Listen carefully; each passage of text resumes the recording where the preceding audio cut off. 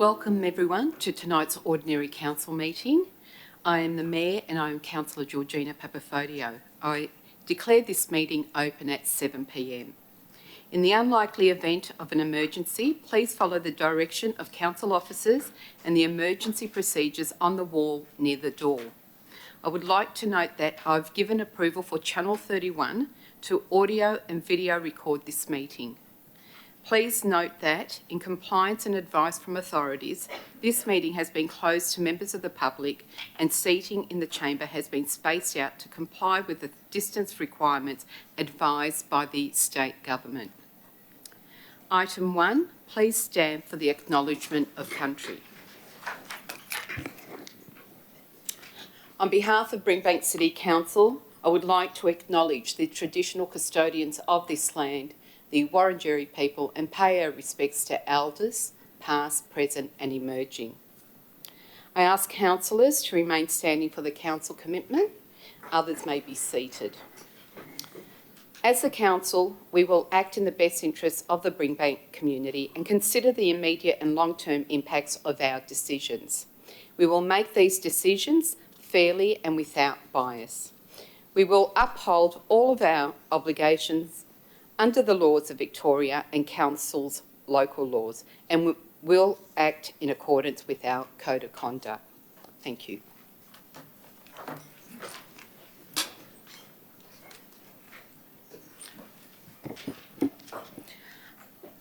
Item 3, closure of council meeting to the public. May I have a mover of a motion to close the ordinary council meeting to public? Councillor Borg. Madam Mayor, I move the motion as per business papers. Thank you. May I have a seconder? Councillor Allen.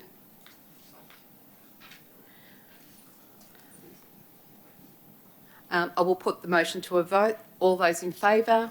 Against? Carried.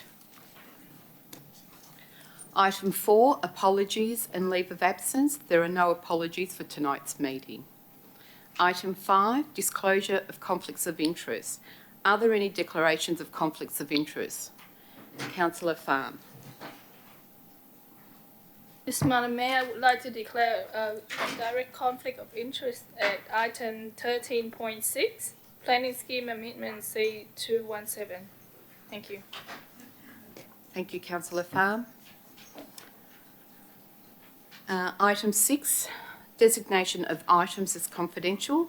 There is one item to be designated as confidential this evening. May I have a mover of a motion to designate these items as confidential? Councillor David.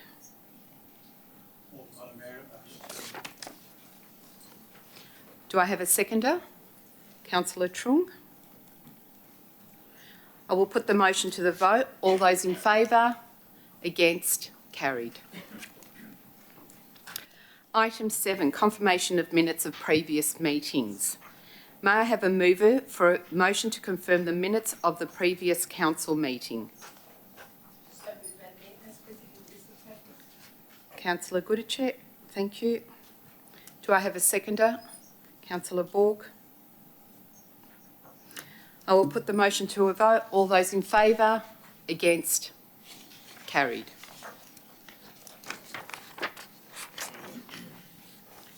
Item 8, condolences. There are no items of condolence this evening.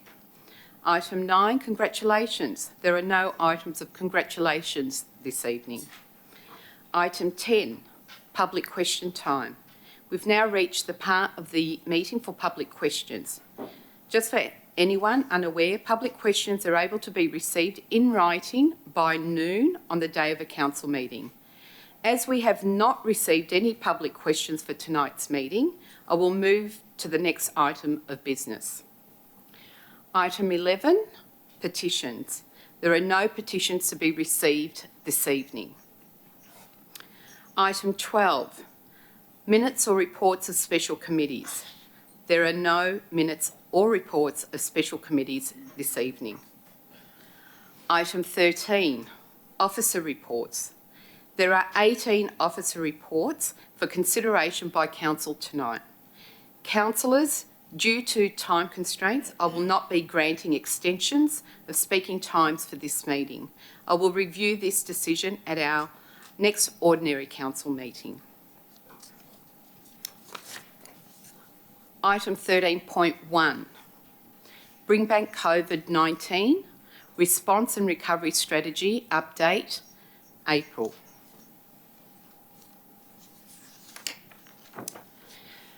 Dear councillors, as Chair, I would like to introduce this report as our response to COVID-19 is perhaps the most important item our council has had. Tonight, council receives for the first time a monthly strategy status report tracking our operational response to the crisis. Developed in just a few short weeks, the reporting structure and content may change over time as the approach becomes further refined, but what this report does is provide our community with a clear way to track our actions against our strategy, a strategy which has been developed to be agile in the face of a rapidly changing environment. The report publishes the status of our actions against 5 key pillars. First pillar, health and wellbeing. The second, community support, including financial hardship and resource support mechanisms. Third, economic development and business support. The fourth, economic support, including capital works planning and stimulus. And lastly, our communications, engagement and advocacy response.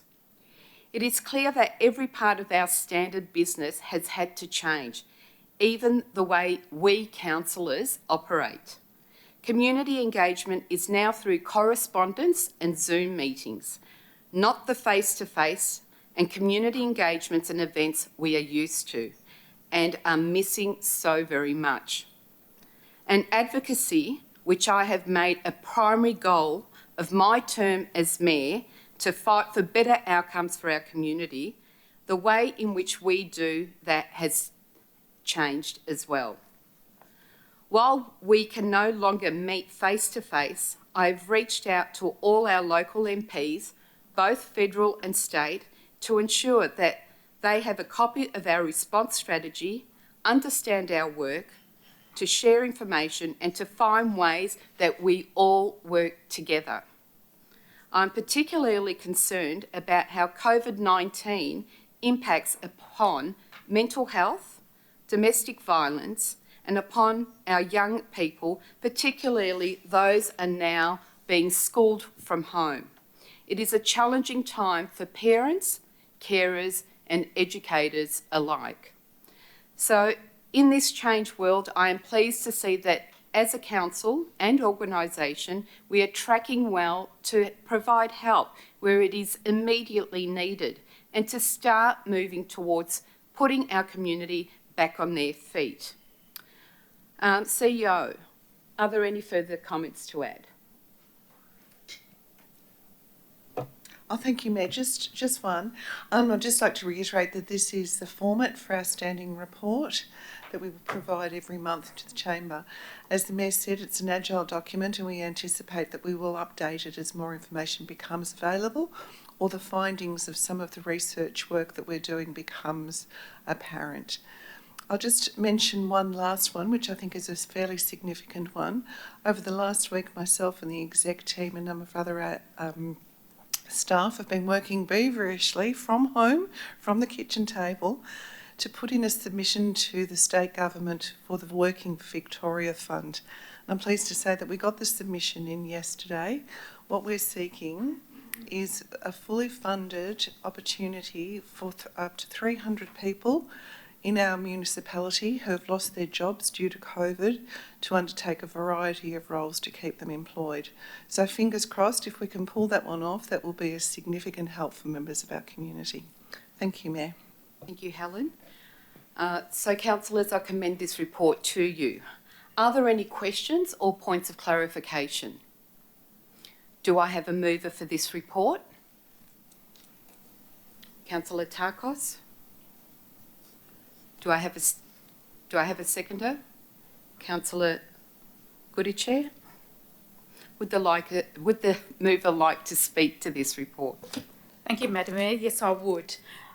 Key to this suite of responses, in my view, is the retention of the home care services, including increasing Meals on Wheels, being expanded to the most vulnerable people in our community who may be quite isolated during this period.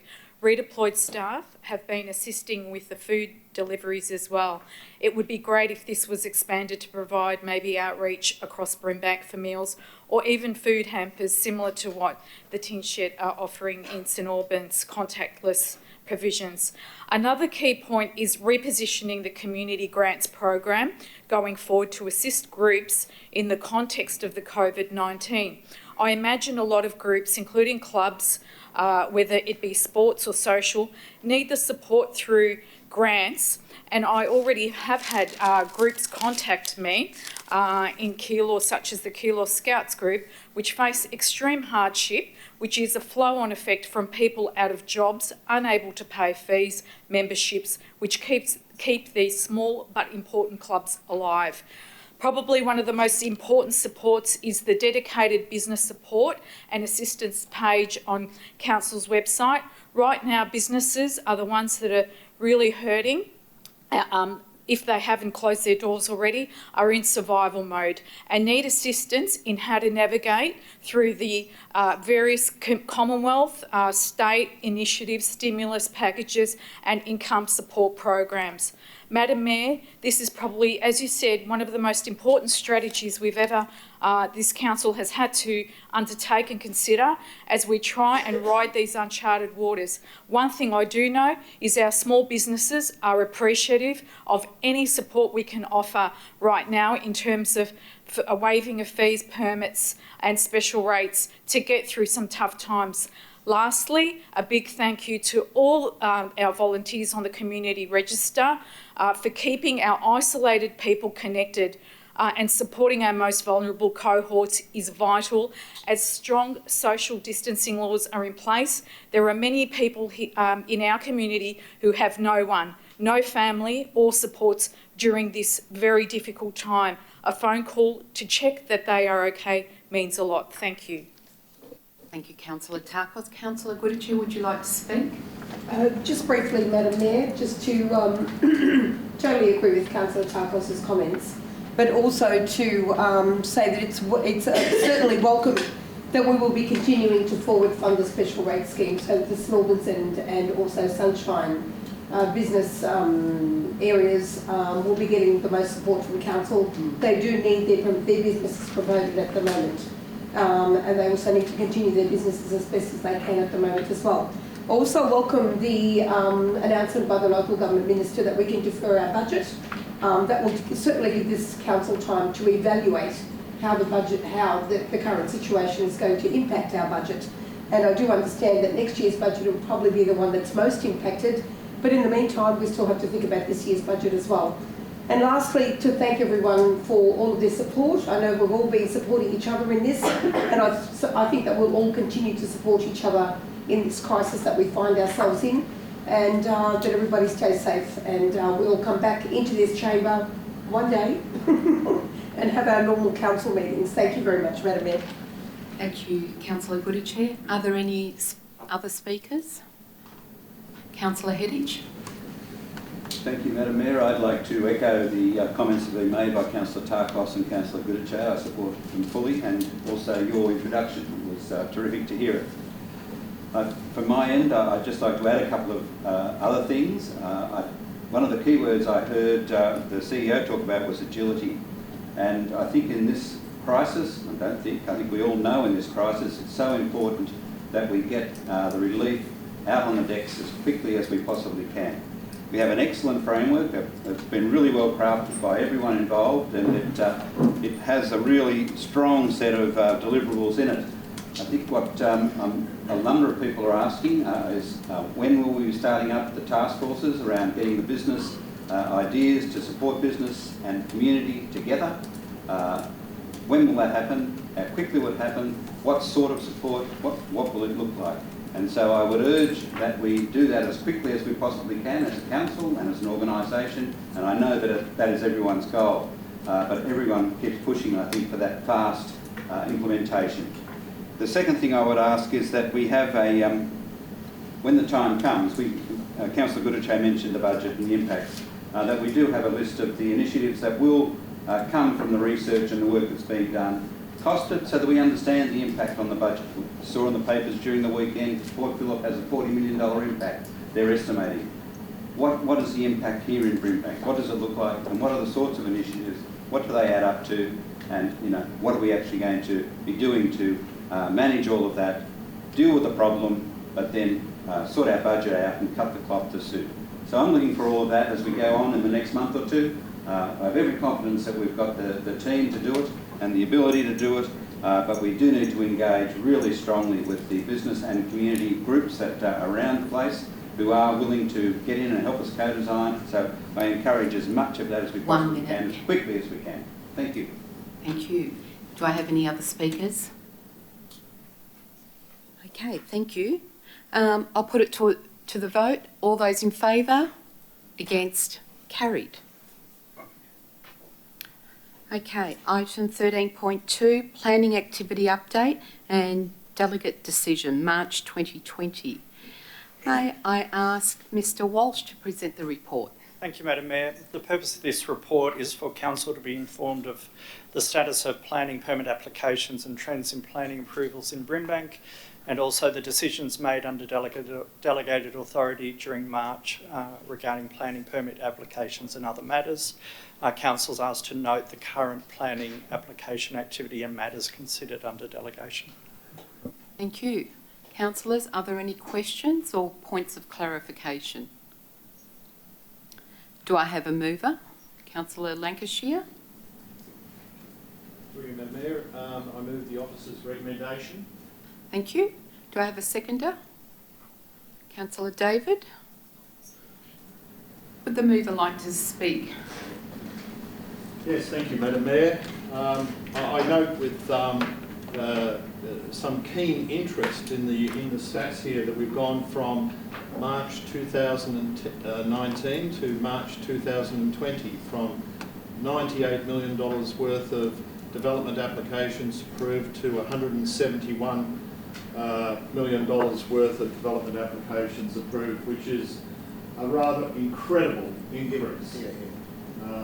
I'm totally surprised at the degree and the nature and the size of this, but this is a great deal of confidence in Brimbank, a great deal of confidence in our economy, and very pleasing to see. We're well aware from presentations over the years as councillors that a very big portion of our workforce in Brimbank sits within the construction industry.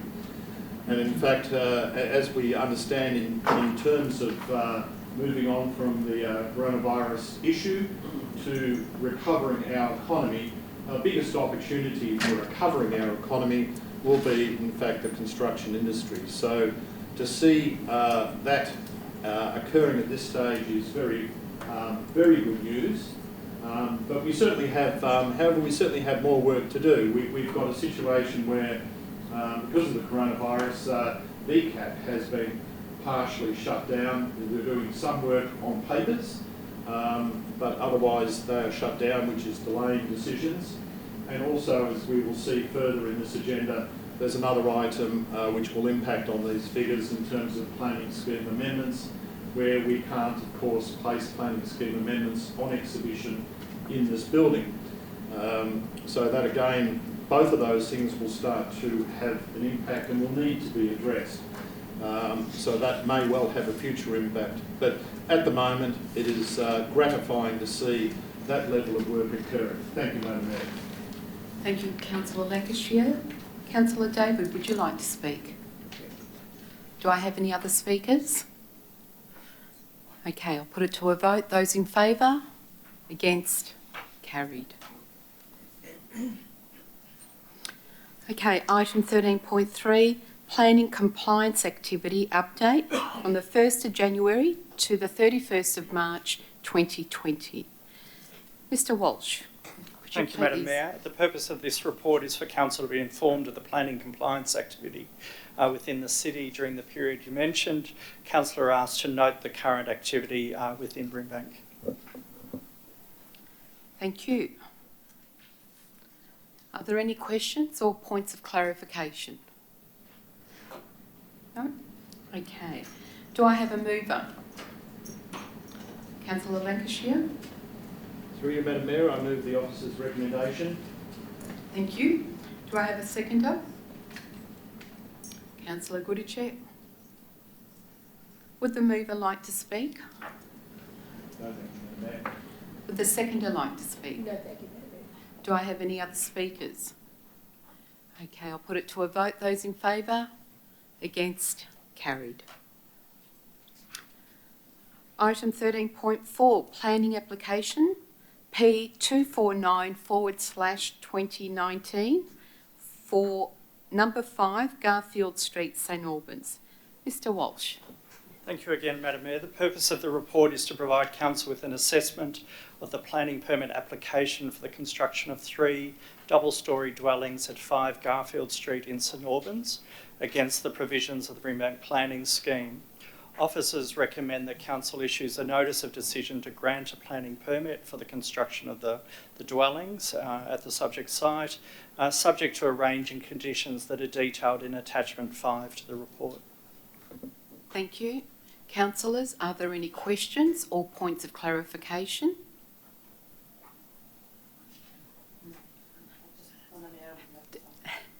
No. Okay. Do I have a mover? Councillor Lancashire? Through you, Madam Mayor, I move the officer's recommendation. Do I have a seconder?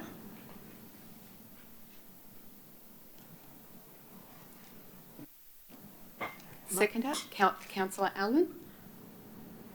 Would the mover like to speak? Thank you, Madam Mayor. This application in Garfield Street, St Albans, it's in what's called a in a principal public transport network area in a general residential zone. That makes it appropriate for this type of development. In particular, while the 3 units are 2-storey, which is to be expected, this particular block is 20 metres wide, which makes it an extremely wide block. It gives it an opportunity for a double front, or 2 units at the front and 1 at the rear. There is strong separation between the units, the 2 units at the front, and strong physical separation, and the unit at the rear, which provides good articulation. Good car parking is provided.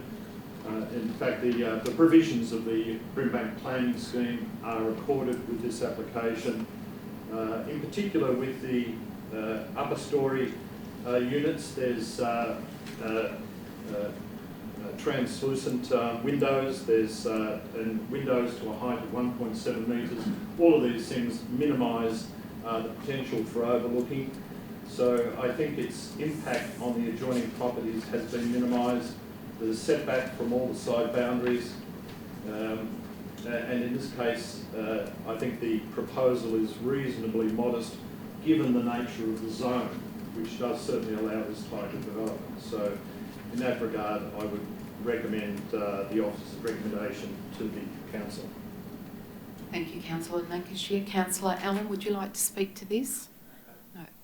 Do I have any other speakers? Councillor Borg. Yes, Madam Mayor, I would like to foreshadow an alternative motion. Okay. Thank you. So what happens is, if this doesn't go through, I will come back to you. Wonderful. Thank you, Madam Mayor. Would you like to speak to it? Okay. This application is seeking approval for the construction of 3 double-storey dwellings, and each dwelling is to have 4 bedrooms on mid-block lot. I understand that the application meets all the requirements of the relevant policies and the Brimbank planning scheme. Great to see the provision of a ground floor bedroom with full bedroom facilities at the ground level for 2 of the dwellings, which would create accommodation that would be used for a person of limited mobility. However, such 4-bedroom dwellings are likely to attract more residents living in the same dwelling than you would normally expect. This would create a situation where there will be more cars to be parked in an area that clearly has an existing traffic problem and problems with parked cars. Important to note that directly opposite this site, on the corner of Garfield Street and Glaston Street, there is a place of worship and is actively operating. Also, a new place of gathering of people is operating at number 17 Garfield Street. On weekends and sometimes during the week, ceremonies are run from these sites. The traffic and parking along both sides of the street has already caused much congestion to the extent that, according to residents, traffic control staff are often present. This has created 1 minute. a hazardous situation for local residents to live and their properties. And as the alternative motion would say, the scale of the proposed development is not keeping with the surrounding streetscape. The front setback of the proposed development. Sorry. You've got 30 seconds. Okay. Yeah, the development does not comply with standards B6 of clause 55 of the Brimbank planning scheme, and the development will have a significant impact on the amenities, as I already mentioned some of them. Thank you. Thank you, Councillor Borg. Do I have any other speakers? Councillor Hedditch. I would also like to speak against. I hear Councillor Lancashire. I hear Councillor Borg. My concern is around traffic and parking in particular. There are issues now in the community. We've heard that from the objectors. We have the place of worship nearby and really big weekend issues with traffic control going into place. We have neighbourhood character issues with setbacks, and the double story at the back of this block is also out of character with the existing street. So on those grounds, I stand to talk against this particular application. Thank you. Thank you. Any other speakers? Okay, Councillor Lancashire, you have a right of reply. Would you like to speak? No, thank you, Madam Mayor. Okay. Councillors, just an understanding here, if this vote lapses, then we go to the foreshadow motion. All right. Those in favour of this officer's recommendations? Hands up high, please. 1, 2, 3, 4, 5, 6. Against? Okay, it's carried. Thank you. Those who voted for, could you please stand? So we've got Councillor David, Councillor Trung, Councillor Lancashire, Councillor Allen, Councillor Aziz, and myself. Those against, please stand up. Councillor Farm, Councillor Hedditch, Councillor Goodachare, Councillor Tarkos, and Councillor Borg. Thank you. Okay, next item, 13.5, planning application P339/2018 for number 1 Namur Avenue, Deer Park. Mr. Walsh. Thank you, Madam Mayor. The purpose of this report is to provide Council with an assessment of the planning application for the construction of 6 double-storey dwellings at the address you mentioned against the provisions of the Brimbank planning scheme. Officers recommend that Council issues a notice of decision to grant a planning permit for the dwellings subject to a range of conditions that are detailed in attachment 6 to this report. Thank you. Councillors, are there any questions or points of clarification? No. Do I have a mover? Councillor Lancashire. Madam Mayor, I propose an alternate motion.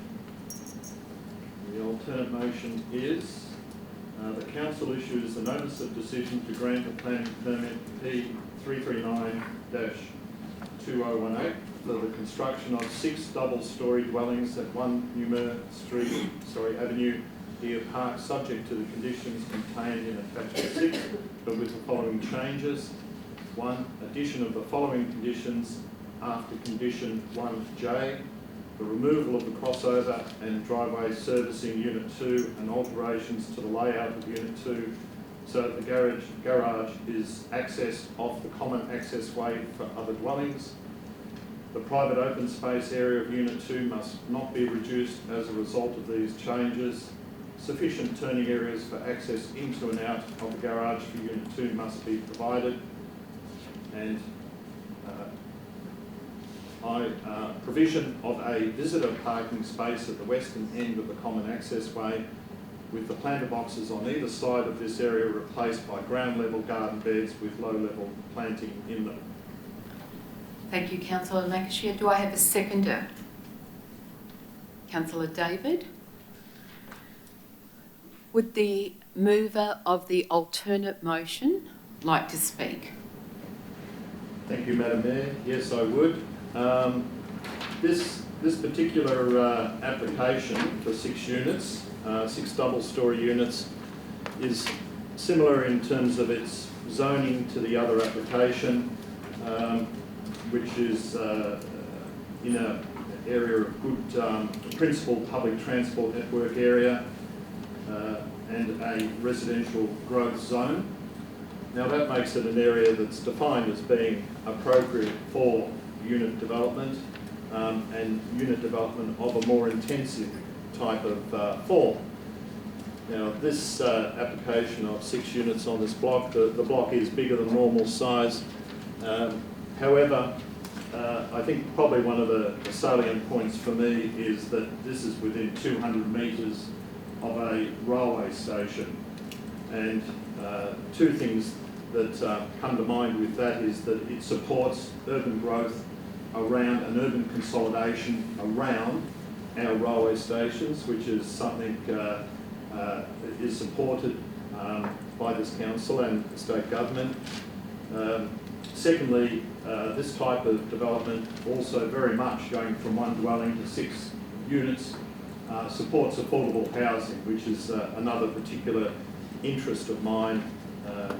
So both of those things are very important. In terms of the development itself, it is well articulated and with some separation between some of the units.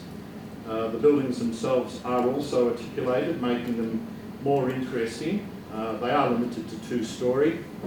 The alterations that are proposed in the amendment put through remove the requirement for a second driveway. So we go from 2 driveways down to 1 driveway. Again, given the frontage, that may not be that critical, but I think that is an improvement and will tend to allow probably an additional car space along the road frontage. That means all car spaces will be coming off the central driveway, which again is something I prefer to see. And at the very end of the driveway there will be a visitor's car space which was not included originally in the original design. So we get an additional visitor's car space, whereas the Unit 2 that has 2 car spaces has the same number of bedrooms as other units, giving it 2 car spaces as against 1 for the others. I don't see a great deal of advantage in doing that, but having an additional space on the street, an additional visitor's space, and all cars coming off a single driveway rather than 2 driveways are design improvements that are needed. Well, I think preferred. The officers have clearly stated that those things aren't necessary to achieve reasonable compliance with the planning scheme. I understand that. However, I do think those things might make some improvements. The design itself, as I said, is quite well articulated. all the windows at the first floor level, again, are translucent or fixed or set at 1.7 metres to ensure there is no overlooking of adjoining properties. So privacy of adjoining properties, and if I live next door, it'd be one of my main concerns that privacy is maintained. And that is achieved in this particular proposal. Certainly there are buildings going down the lot, but you could do that with a normal house permit, and you could certainly go to 2 stories with a normal single dwelling, have buildings going towards the back of the lot. So on that basis, I would put that to council as an alternative motion and recommend it be supported. Thank you. Thank you, Councillor Lancashire. Councillor David, would you like to speak? Thank you, Madam Mayor. Indeed, what Councillor Lancashire put together, those additional conditions, I believe rather that they are achievable without creating additional demand to the neighbours, and it's clearly explained by Councillor Lancashire that it can be achieved without any much of a changes to the building. So I support the alternative recommendation, Madam Mayor. Thank you, Councillor David. Do I have any other speakers? Councillor Farm? Yes, Madam Mayor, I would like to foreshadow the alternate motion. Okay, thank you. Do I have any other speakers? Councillor Hedditch? I would like to speak against it, Madam Mayor. The particular development sits in an area that's close to the railway station and is appropriately zoned. We all agree with that. But to me, this 6-unit development comes up as an overdevelopment. The reason I say that is that the area, despite it being near a small railway station, is one where there is a street that goes off the main station road and into this area. That street is a very, very busy street these days, particularly at peak times. It has an enormous amount of traffic, and we've seen that before with applications that come into this chamber, that there have been a series of complications that come from that traffic movement that goes on through that area. We have a development that has 6 units, but a lot of concrete. We have a big concrete driveway in the middle of it. We have an area that does not have much in terms of landscape or, native vegetation around the area to cool it. We have the potential for a big heat island effect here in this area, and I stand and wish to talk about that again because it's a big issue for this community. We have to face it. This particular area with the traffic, there are safety issues for people around the area. People who are coming out of that particular development, if it were to get up, would have to face the traffic that comes in peak areas, peak times. There are also kids around the area on bikes and all that sort of thing. We also have a rat run that goes on through the area on a regular basis. So it's a major consideration. Councillor Lancashire has proposed an amendment to take away one driveway and turn it into a single driveway. We know around different places that gun barrel driveways single driveways do have issues, particularly when you have big developments like these, and that needs to be taken into consideration. So for those reasons, overdevelopment, traffic, heat island effect, and... Got 1 minute. Sorry? 1 minute. That's all, thank you, Madam Mayor. I'm finished. Thank you. Any other speakers? Councillor Ball. I also would like to speak against this proposed development. I want to reiterate what Councillor Hedditch has said with regards to the overdevelopment, the concerns about car parking, especially car parking on the street.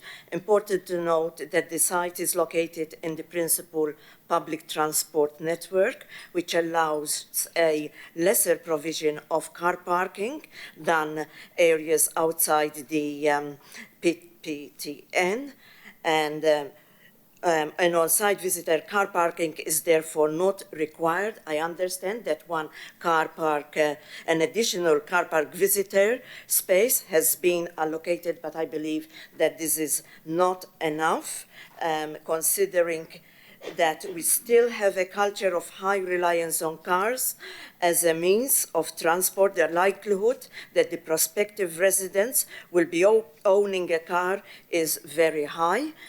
And also, in addition, the loss of one additional on-street car space due to the addition of a second vehicle crossover will further impact parking issues in the street. In addition, I am also concerned, like Councillor Hedich, with traffic problems. A traffic count that took place in 2017 showed that 15,000 cars go through each day.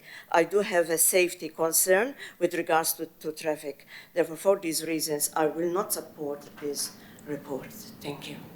Thank you, Councillor Ball. Councillor Allen? Thank you, Madam Mayor. I just want to say, you know, being the way that this is zoned, residential growth zone, it is designed for that very reason, to have a higher density on it. I mean, if we look at residential growth zoning, from memory, there's only about 5% of the whole of Brimbank that is zoned for this type of zoning. So I think that this development, yes, although it's big, but it's not an overdevelopment for what it's designed to do, for what this area is designed for. I mean, you have the train station right there for that very purpose. And I guarantee you, people who want to live close to nobody wants to live close to a railway line and hearing trains go past unless they plan on using the railway services. Councillor Lancashire's alternate motion is better. It already gives you a visitor car park, which wasn't there originally. You know, I'm looking across the road at the other one. You know, looks very similar, slightly larger, but very similar size. 8 units. This one's 6. So I think I'll be supporting this one. Thank you, Councillor Allen. Any other speakers? Okay. Yes. With my foreshadowing the alternate motion, I want to. No, this is in response to Councillor I want Lancashire. to go speaking against Councillor Lancashire alternate motion, as what I want to say, yes, it's 200 metres away from Deer Park station, but yes, it being used, this street, Nimore, being used as a car park for a lot of commuter that's, you know, going to work or whatever it is, but use this local resident street to park their car. So with 6 double-story unit that coming up, you would think that at least 20-30 car more to add into the local street. If they, you know, if one day that's commuter or visitor or even resident who would go and live in this unit would park, put their car on the street. Secondly, yes, residential growth zone, that's right. But Deer Park are still very much car dependent, like Councillor Borg said. When I have a look at the public transport that go through Deer Park, the only one bus route, which is number 422, that goes from Sunshine to Deer Park and to other places. Another one, additional one, which is hardly run, I think it's only run on the weekend, which is route number 942, which is a night bus that goes through Deer Park. So clearly, there's only one train and one bus route go through Deer Park. So there's still a lot of car dependent go through all this street. And you hear from Councillor Hadish that this street being used as a rat run to bypass and go to Ballarat Road. So the busyness and also the safety of people who live in this street is a concern. I heard from some of the residents that they are so scared to even reverse out their right way because there's so many car parks parking across their right way. So that's pretty much what I want to say, because I think all other people will say it. Thank you. Any other speakers? Okay, so now we're voting to the alternate motion, which is the substantive motion, which is Councillor Lancashire's. All those in favour, hands up high, please. 1, 2, 3, 4, 5. Those against? 1, 2, 3, 4, 5, 6. It's lost. Okay, so we go now to the substantive motion. And if this one is lost, then we go back to the original. Thank you. So, Councillor Farm, would you like to propose your substantive motion? Yes. I would like to move my motion as that Council issue the refusal of grant a planning permit P339 over 218 for the construction of 6 double-storey dwelling at number 1 Nimore Avenue, Deer Park, on the following grounds. Number 1, the scale of the proposed development is not in keeping with the surrounding street cap and will detrimentally impact on the neighbourhood character. Number 2, the front setback of the proposed development to Nimure Avenue does not comply with standard B6 of Clause 55 of Brimbank Planning Scheme. Number 3, the redevelopment will have a significant impact on the amenity of the adjoining properties. Number 4, the loss of 1 additional on-street car space due to the additional of a second vehicle crossover will further impact parking issue in the street. Number 5, there is insufficient room on street for the provision of canopy tree or equated landscaping. Thank you. Thank you. Do I have a seconder? Councillor Hedditch? Okay. Councillor Farm, would you like to speak to that? As going against the alternate motion, sorry. No, yep. We're talking for your shadow motion. Even though that the there's a lot of conditions that fulfill the planning condition that Brimbank required, but on other angle that I look at this application, I think that I'm not in favor of supporting it. So that's why I'm putting up this motion. And whatever I have mentioned before is what I really want to say. Add into what I forgot before also a drama of a bin day that I think our bin collection truck is already very hard to enter the street with car on both sides of the road. And with that 6 double-storey dwelling, I don't know how many space that our truck have to collect all those bins on the bin day will be a bazaar. Thank you. Thank you. Councillor Hedditch, would you like to speak? Yes, I would like to speak for the motion that Councillor Farm's put. I think the motion says it all, really. There are a range of development issues in this area, given where the site sits. It does sit near a railway station. It does sit near a railway station that has a service that runs from Deer Park, is no metro service at all. It does have a location that is near one bus route, but that's it. So there is a heavy reliance on cars. Despite this being a residential growth zone, it is a car city. We have car parking problems in the streets already.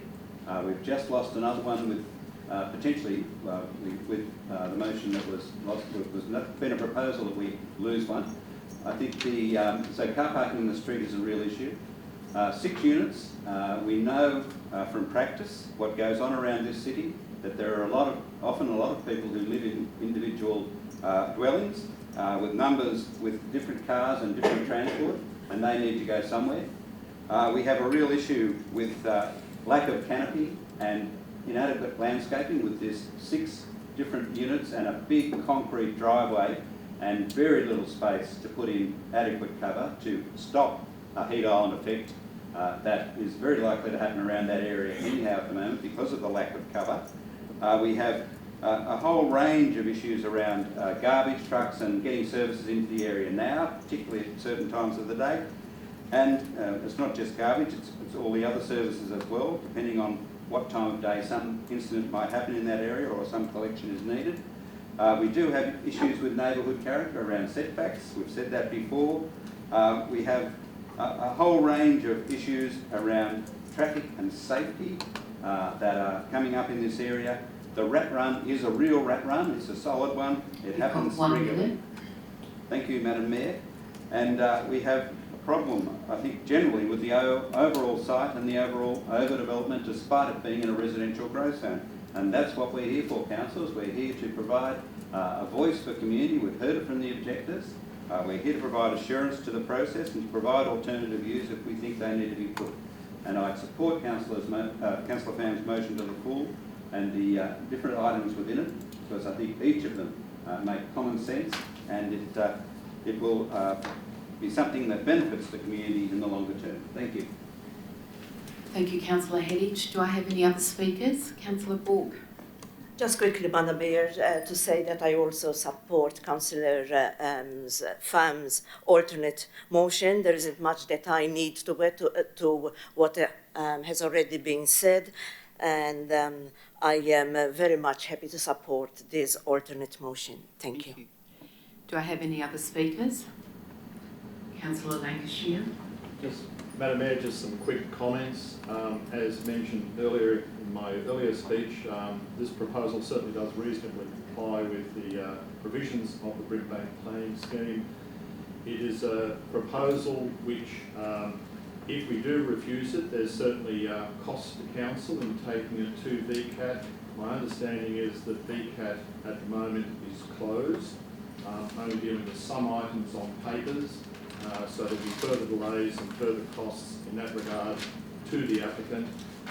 However, the most important thing is that this is an appropriate development for the zone and for the location. It supports our public transport system, it supports construction jobs, and it shows by approving this that we are open for business and doing our best to support the construction industry, but only where we have development that complies with our planning scheme. Thank you, Madam Mayor. Thank you. Do I have any other speakers? Councillor Pham, you have a right to reply. Thank you. I appreciate what has been said, but I also want to respond to the comment that Councillor Lancashire was just putting on the table about the cost at VCAT and what we do based on council condition of planning. Yes, we are council and we are community first council. We do follow rule and regulation, but we also here for people first, aspect that we have promises. Council do provide a lot of services that are lost to us, which is like, for example, performing arts, all other services that we don't earn income from, but we provide it for the sake of getting people health, people, lifestyle or improvement, not just, to build up a business of council, to make it rich or anything. That's what the job of council doing. So in reply with this, I think we do considering our vote on certain aspect of, planning condition, but the common sense aspect that people feel and live with for the future, if this development going up, is what we also need to consider as well. Thank you. Thank you. Okay, councillors, now just a reminder, we are voting for the motion that's up on the screen at the moment. Okay, so all those in favour of Councillor Pham's motion, put your hand up, please. 1, 2, 3, 4, 5, 6. Those against? Carried. Thank you. So we've got a division. Those in favour, could you please stand up? Councillor Pham, Councillor Trung, Councillor Hedditch, Councillor Goodichere, Councillor Tarkos and Councillor Borg. Those against, please stand up. Councillor David, Councillor Lancashire, Councillor Allen, Councillor Aziz, and myself. Thank you, everyone. Okay, item number 13.6, Brimbank Planning Scheme Amendment C217, Anomalies. Mr. Walsh.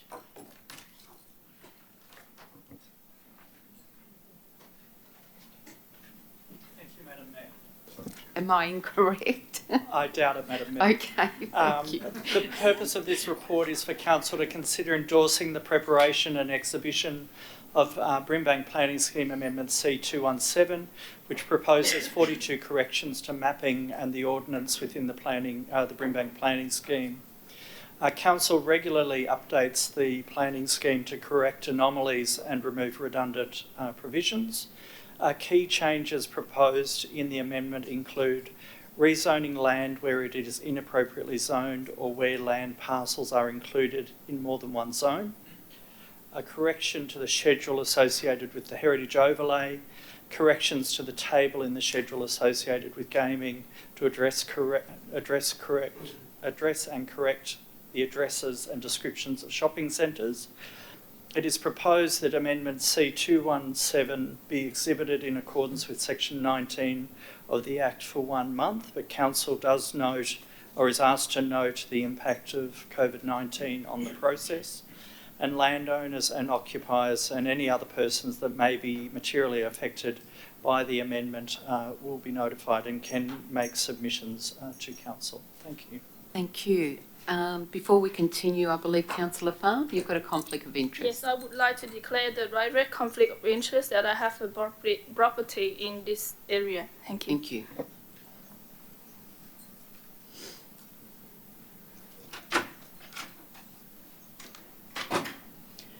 Thank you, councillors. Are there any questions or points of clarification?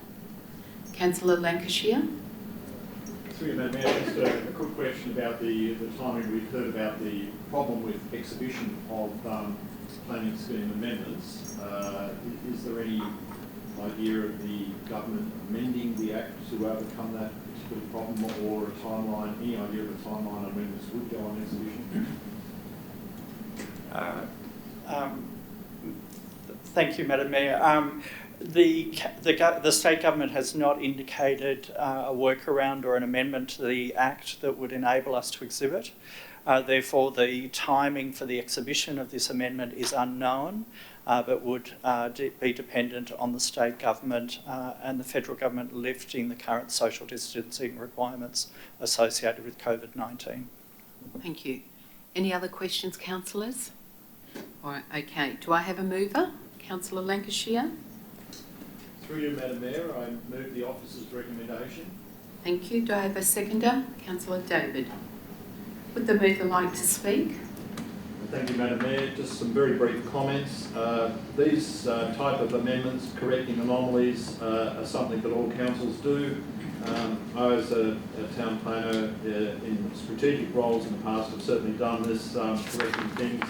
And I think it's a very important part of the due diligence of councils that they pick up these errors, anomalies and little bits and pieces and progressively correct them in a timely manner. Although I understand, as we've seen, that we're not sure when we'll start this process, it is certainly a good thing to make sure that our planning scheme is correct as possible, and this amendment will do that. So I congratulate the officers in this work and support this amendment. Thank you. Would the seconder like to speak?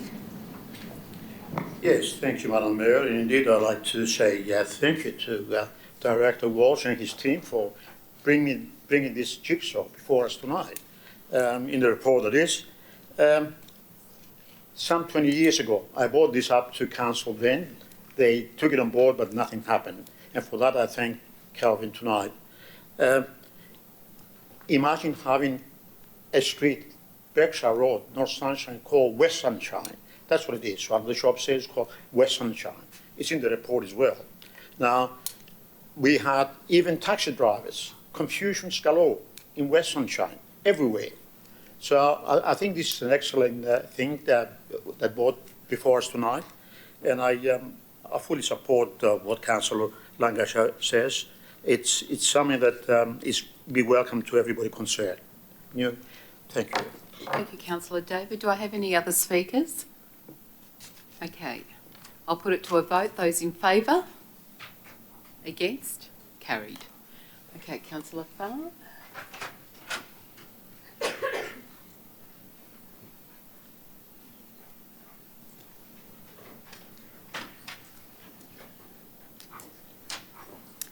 Okay, item 13.7, Planning Scheme Amendment C221, Interim Specific Controls Overlay to the Sunshine Landfills and Surrounds. Mr Walsh. Thank you, Madam Mayor. The purpose of this report for Council is to consider providing support to the Minister for Planning to prepare and approve an amendment to the Brimbank planning scheme to apply the specific controls overlay to the former landfills and adjoining land for an interim period of 12 months. Council has been advised that in December of last year, I exercised delegation to apply for authorisation from the Minister to prepare Amendment C212, which proposed the application of an environmental audit overlay to potentially contaminated land at the site known as the former Sunshine landfills and surrounding land. Council officers began preparing this amendment with public consultation proposed to commence in mid-April 2020. The worsening situation associated with COVID-19 means that Council cannot currently comply with requirements under the Planning Act, therefore delaying the public exhibition of Amendment C212. This report recommends that Council supports a ministerial amendment to introduce this other overlay as an interim measure and advise affected landowners. The purpose of this amendment is to address an outstanding issue that is important but restricted because of COVID-19. Thank you, Madam Mayor. Thank you. Any questions, councillors, or points of clarification? Do I have a mover? Councillor Borg?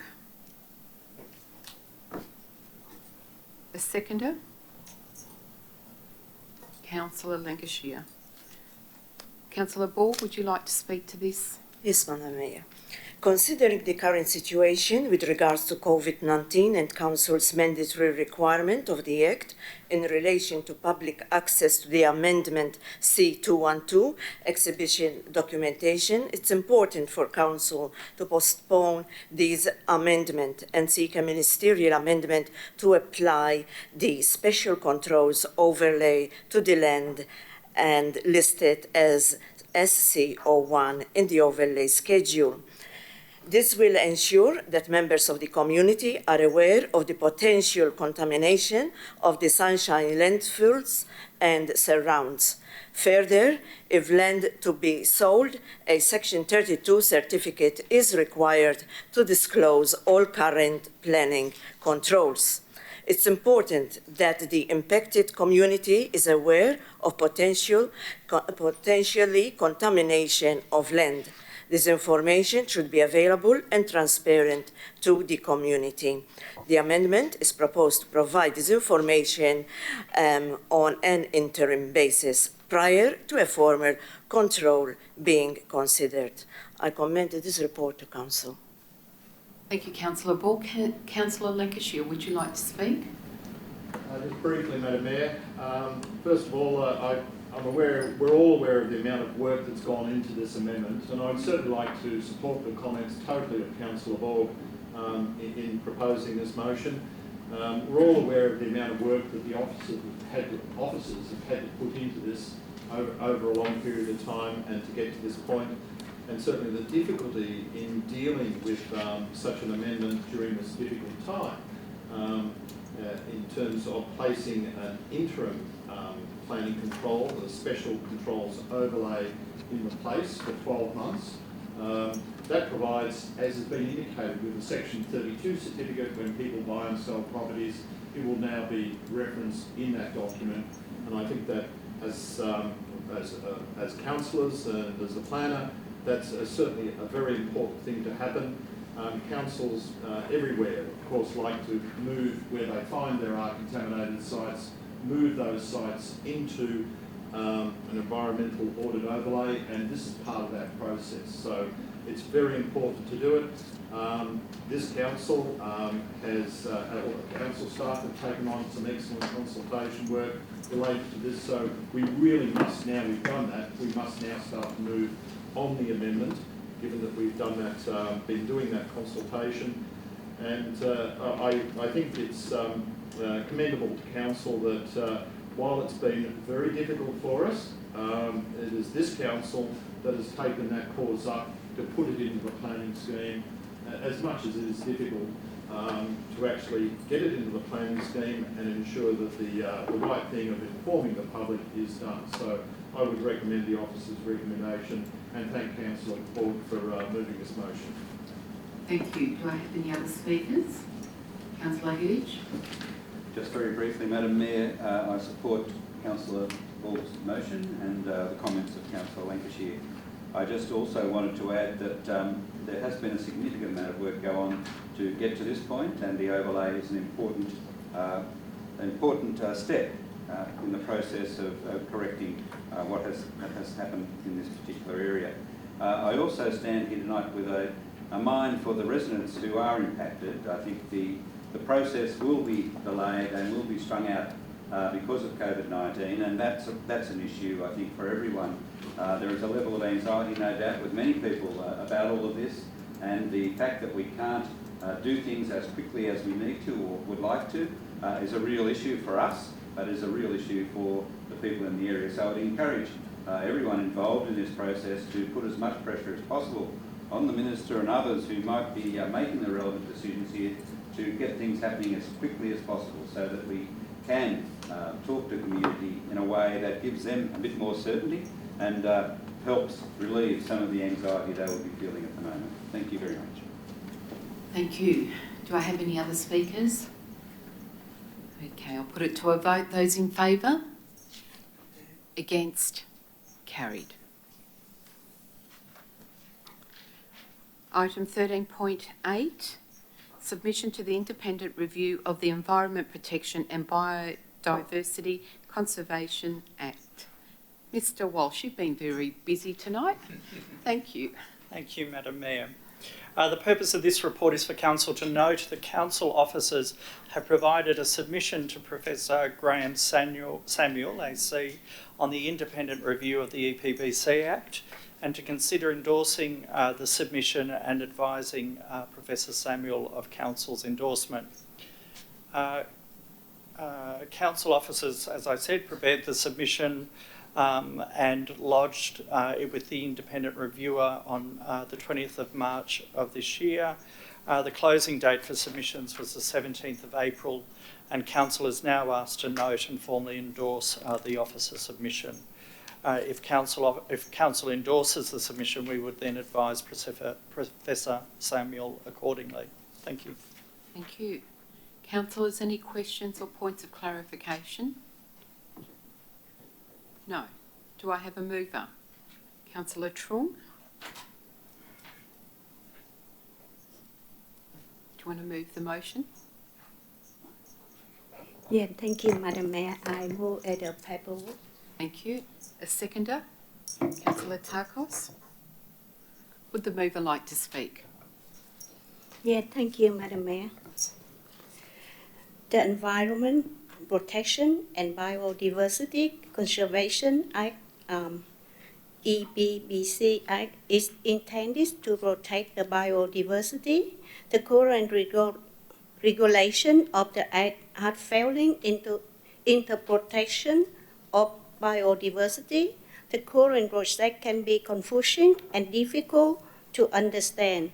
The Act is required a 10-year independent review, which is now due. The report before us is response to discussion paper released by the review panel. Current the Act is a national environment law. The federal government Department of Environment and administer the Act is armed to protect biodiversity and all the service its provider, for example, clean water, clean air, and pollination, in control any activity that may be impact this, for example, development. The EBBC Act is in fact a Brimbank Council is in an area that supports protected ecosystem, for example, grassland, plant and animal, like the triple rigger's lizard. This means many private and council proposal development need to refer to the federal government for approval. This in fact on council by protecting, losing special plant and animal within Brimbank. Development approval, non-approval, at time and the cost for the application. The review of the EBBC Act is timely. There are changes that could be significantly improve the operation and value for the Act. The officer comments to be reviewed are intended to help protect the special and threaten the species and ecosystem within Brimbank for our community now and into the future, and to help clarify and streamline the process is preferable when required for development. Is comment on the report. Thank you. Thank you, Councillor Truong. Councillor Tarkos, would you like to speak? Thank you, Madam Mayor, and thank you to Councillor Truong. The EPBC Act is a national environmental law, and it reflects in the role of the Commonwealth to address matters of our national environment and the significance, and provide a more coordinated approach to managing our own environment, and that it complies with international standards. So I applaud that there is going to be more uniformity proposed with this submission. The EPBC Act also influences our Council's own strategic documents, which includes the Brimbank Biodiversity Strategy and the Brimbank Habitat Connectivity Plan. Madam Mayor, our municipality supports ecosystems and species that are listed as protected, and as such, some development sites are impacted by the requirements of this Act. So this is a timely review, and I fully support the strengthening and the protection of these species and Australia's biodiversity. I commend the officer's submission. Thank you. Okay, thank you, Councillor Tarkos. Do I have any other speakers? Councillor Hedditch. Thank you, Madam Mayor. I also would like to echo the comments of people who've spoken before me, councillors who've spoken before me. This particular opportunity is a rare one for us to influence this particular Environmental Act. It's, I think, an opportunity that's only come up once now in the last 10 years. So congratulations to the team who put together this response in a very short period of time. I take all the points that have been made before. The things that I would add, that the priorities for change to the Act, there's three things that I wanted to raise that I think are particularly important for our area. One is that there is an objective to encourage the protection and improvement to Australia's biodiversity, and for us in our local area, our biodiversity. The second thing I'd like to comment on is the acknowledgement in this review that the influence of climate change on matters is something that impacts on matters of national environmental significance. And the third thing I'd like to raise is that one of the priorities for change that the Commonwealth are looking for feedback on is the provision of appropriately resourced locally or regionally based enforcement and an approval officer to deal with the issues that come up day to day in local areas. How important is that to this area? We know from our own experience the impact on the environment of industrial and other contaminatory processes that have gone on before us. It is so important that we do have a strong compliance regime and a strong enforcement regime in the years ahead. So congratulations to the officers again on their response, and I look forward to what comes from this particular process, which is a really exciting one. Thank you. Thank you, Councillor Hedditch. Any other speakers? Councillor Farm. Thank you. I accept all what been said by other councillors, but I think the EPBC Act is quite important as in the past that some councillors have been able to go through the grassland tour and finding the important and the beautiful of our own grassland, flora and fauna, through all the education that's been provided to councillor. I think to protect our own flora and fauna is also protecting our own access. Also a flagship, what we have at the local, as our municipality, I'm looking at it as not just the nature of the flora and fauna that we have, but also would like to expand it into a different field as well. At we want to showcase, we want to boost our economy maybe by tourism, by introducing our, showcasing our local access to people around the world, or even western suburbs, or people who want to visit Brimbank and get to know what we have here. Thank you. Thank you, Councillor Pham. Any other speakers? Okay, I'll put it to a vote. Those in favour? Against? Carried. Okay, item 13.9, Sunshine Town Centre Partnership Group, Terms of Reference. Mr Walsh. Thank you, Madam Mayor.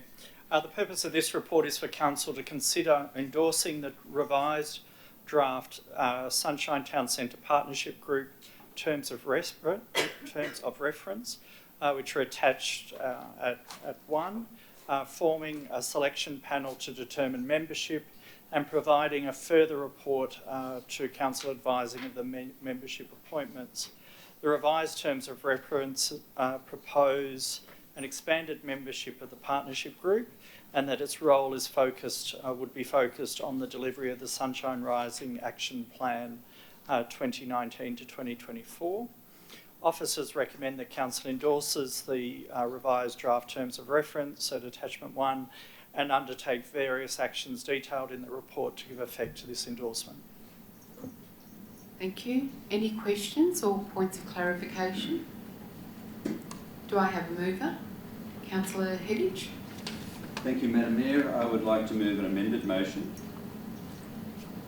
Okay. As per the screen, we have amendments to point A, that the words 3 Harvest Award councillors be included in point 1, as per the red section on the screen. In point 2, delete 3C. Point 3, at 3D, replace ex officio with as needs with voting rights and renumber this to 3C. Point 4, provision to review the membership every 4 years. And point 5, endorses the amended Sunshine Partnership Group terms of reference with the above inclusions. Thank you. Do I have a seconder for the amendment? Councillor David. Would the mover like to speak? Thank you, Madam Mayor. I would. As we all know, the Sunshine Town Centre Partnership Group was established in 2012. A revised terms of reference was adopted by Council in February 2015, and the Sunshine Rising Action Plan 2019 to 2024 Year 1 identified an action to review the terms of reference, which is what we have before us tonight. Feedback shows the Sunshine Town Centre Partnership Group is not well known or its role fully understood. There is a shortfall of businesses or private sector representatives in the group, and there is confusion with other groups, e.g. the Schwepp Board, and additionally the agenda is too often focused on council updates. The role and function of the group requires clarity. Membership needs to be built on community and business membership. It may require a change of name and format into the future. The terms of reference outline the purpose of the Sunshine Town Centre Partnership Group, which is to maintain a successful partnership and regular dialogue with key stakeholders to improve economic vitality and community life in the Sunshine Town Centre, and to position the partnership group as a reference group for any future state government-led governance arrangements that impact on the development of the centre, including the Melbourne Airport Rail Link, the Sunshine Super Hub, the Sunshine Priority Precinct and the Sunshine National Employment and Innovation Cluster. The partnership group will provide advice, input and feedback to Brimbank City Council through reports to council meetings, in addition to holding an advocacy role to promote the development of the centre in line with the espoused vision of the Sunshine Rising Action Plan 2019 to 2024. In this amended motion, Madam Mayor, it should be noted by councillors that there are currently 3 ward councillors who attend and participate in the Sunshine Town Centre Partnership Group. One has full membership status and the other 2 currently have ex officio status, and we believe that that should be amended as per the amended motion to provide everyone with full membership and full voting rights. In practice, all 3 ward councillors perform the same roles in the partnership group, and the suggested amended motion is reflective of current practice. The partnership group has been in place for many years, as we've said earlier, and it's been meeting at best once a quarter and at worst twice a year. There's been a heavy concentration of council reports, and we need to turn that around so that we have more external reports and influences coming into the group. There's also an intent to hold more frequent meetings going forward, because we understand that there will be a lot more important activities going on from time to time. That will create some additional load for the councillors, but we're all up for that. So I think that is the main body of it. The next terms of reference is in 4 years, review is proposed for 4 years in this amended motion. We think that there needs to be a constant review of the membership to make sure that it is reflective of what's happening in the area and what's changing in the area from time to time as key stakeholders come and go. So I commend the amended motion, to all councillors. Thank you very much. Thank you, Councillor Hedditch. Councillor David, would you like to speak? Yes, thank you, Madam Mayor. The Sunshine Town Centre Partnership Group was consulted about the review of terms of reference at its meetings on the 5th of December last and on the 3rd of March this year. It was proposed that Council calls for expression of interest for membership to the partnership group, with notices in the local newspaper and the Sunshine Rising newsletter, which will be distributed to business operators and the property owners in the town centre. The group is chaired by the independent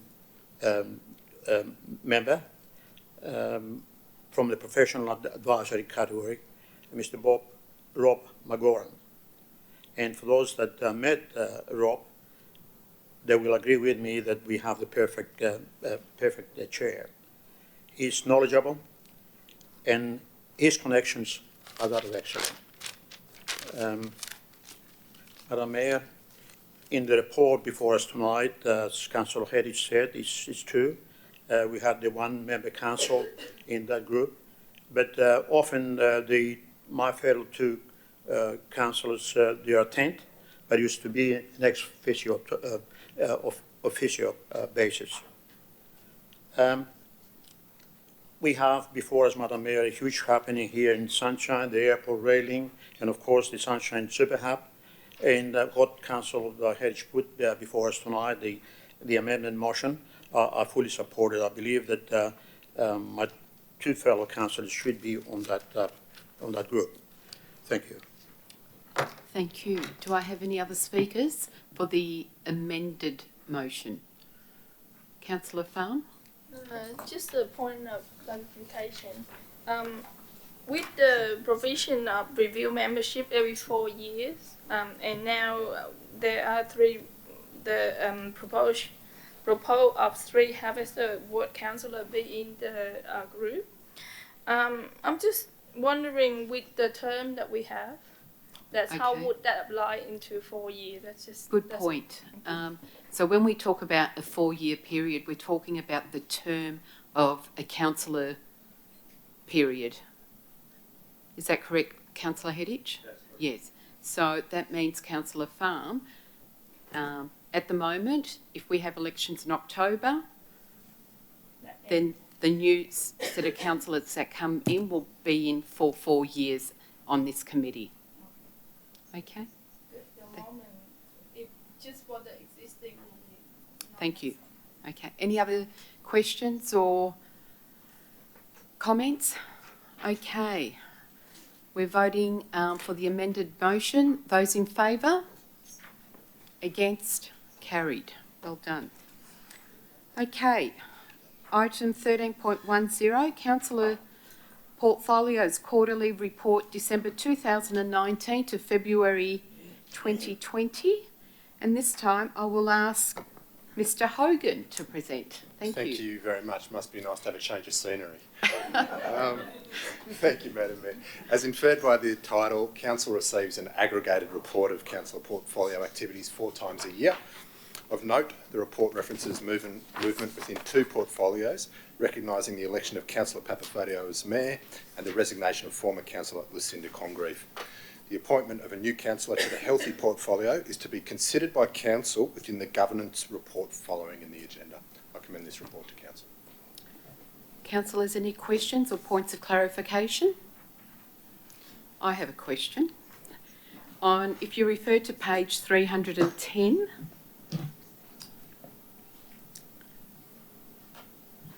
where the listed portfolio champions are in the table. Yes, ma'am. If you've referred to the Healthy portfolio, I have continued with that portfolio since I've become Mayor. So if that date could be changed from the current date that you've got there to from the 7th of November. From the 7th of November. We'll make that. 2019. We'll be able to make those changes within the minutes. Thank you. Any other questions or points of clarification? Okay, do I have a mover? Councillor Goodicek. And a seconder? Councillor Farm. Councillor Goodicek, would you like to speak? Yes, thank you, Madam Mayor. It is a quarterly portfolios report. It is quite a standing report, but it covers the period from December 19 to February 20. And despite the summer break, though, 10 portfolio meetings were still held and 32 presentations and updates were delivered. Compared to the equivalent reporting period in 2018-19, an additional 2 portfolio meetings were held and there was an increase of 14 presentation and updates to portfolios. Content delivered through the portfolios continues to be relevant, timely and informative, and I would like to acknowledge all the officers who have taken the time to prepare and present to councillors throughout portfolios. I think that the portfolios have come along very, very nicely, Madam Mayor. I think everyone's feeling very, very comfortable. You may, however, feel more comfortable to relinquish your Healthy portfolio. Yes. And we won't preempt what the next report will say, but anyway. In any event, Madam Mayor, the portfolios will be delivered a little bit differently due to COVID-19. So again, the program has been disrupted due to COVID-19. However, I'm pleased to report that portfolio meetings recommenced remotely this month using Zoom format. And in fact, I had my first portfolio meeting via Zoom yesterday. So it was very successful, very comfortable sitting in my study, but, and I'm sure the others were as well. But nonetheless, Madam Mayor, the same content will be delivered, the same preparation will be made by the officers, and I thank everyone very much for their effort in reassessing and getting used to a new way of doing business. Thank you. Thank you, Councillor Goodicek. Councillor Farm, would you like to speak? Just a few words that every time attending the portfolio meeting, I feel very privileged because I can do what I are really interested in, but also getting a full support from officer who working really hard to prepare a lot of report that reported back to me, and also listening to what I really want to see happening in Brimbank as well. So thank you very much to the team and everyone involved. Very well said, Councillor Farm. Do I have any other speakers? Okay. Oops, what's happened? I'll put it to a vote. Those in favour? Against? Carried. Thank you. Item 13.11, Governance Report, April 2020. Mr Hogan. Thank you, Madam Mayor. The monthly governance report is a standing item within the ordinary council meeting agenda. Written in compliance with the Local Government Act of 1989, the report variously informs council of delegated decisions, outcomes of previous council resolutions, or seeks relevant decision for action. Somewhat a busy report this month, responding to both an extraordinary councillor vacancy and the impacts of the coronavirus. There are also a series of recommendations in relation to the adoption of a new councillor code of conduct If Council accepts, each councillor will be required to physically sign the code as witnessed by the CEO at a point later in the agenda as directed by the Chair. Thank you, Madam Mayor. Thank you. Any questions or points of clarification? Okay, councillors, please note that this report recommends an appointment to the Healthy Portfolio as well. All right, do I have a mover? Councillor Goodichet. A seconder? Councillor Borg.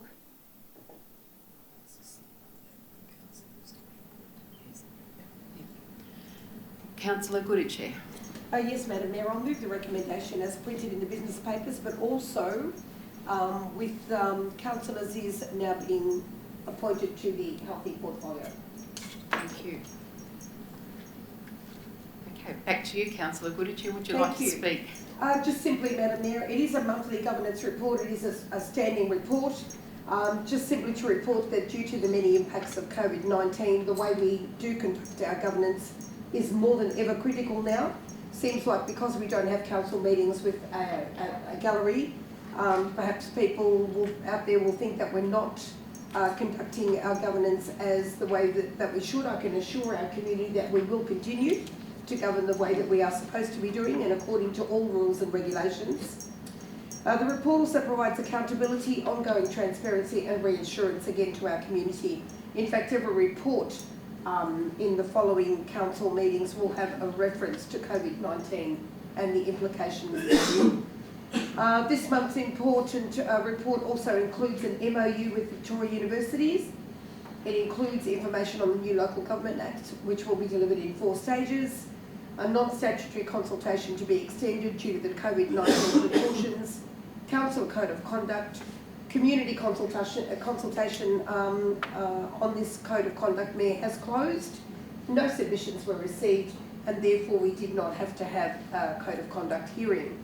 And of course, I do acknowledge Councillor Aziz coming on board and becoming the new Healthy Portfolio champion under your guidance and support also. Thank you, Madam Mayor. Thank you, Councillor Chair. Councillor Borg, would you like to speak?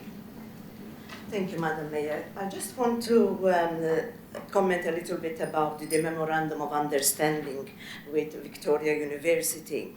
Great to see this proposed MOU between Council and Victoria University coming to Council for endorsement. This provides the framework to work together to help improve local employment, education, learning, health, well-being, and socio-economic opportunities for the Brimbank community. Council and Victoria University already have an existing relationship through the growing Brimbank. This Memorandum of Understanding will seek to leverage respective learning networks and services along with the record investment to the region, including through the Sunshine Super Hub and Sunshine Priority Precinct, to lift collaboration, aspiration, and outcomes around economic and social opportunities in new and ways between a council and a higher education institution. This relationship with VU now also needs to be considered through the lens of COVID-19 in relation to both the higher and vocational education and research. Pleased to say that the federal government has committed to the vocational education sector, and as the champion councillor for the People Portfolio, I will be very much interested in keeping an eye on this space. Thank you. Thank you. Do I have any other speakers? Councillor Heddage. Just one quick point, Madam Mayor, to add to what's been said before, and I support all that's been said before. There is an item of discussion in here about the Alternative Revenue Streams report that Council commissioned some time back, and there is a point being made that because of the massive economic shock that we've had through COVID, that this piece of work be put on the back burner for a while because it's highly likely to have negative and immediate, the COVID-19 shock is highly likely to have negative, immediate and long-term impacts on alternative sources of finance and capital.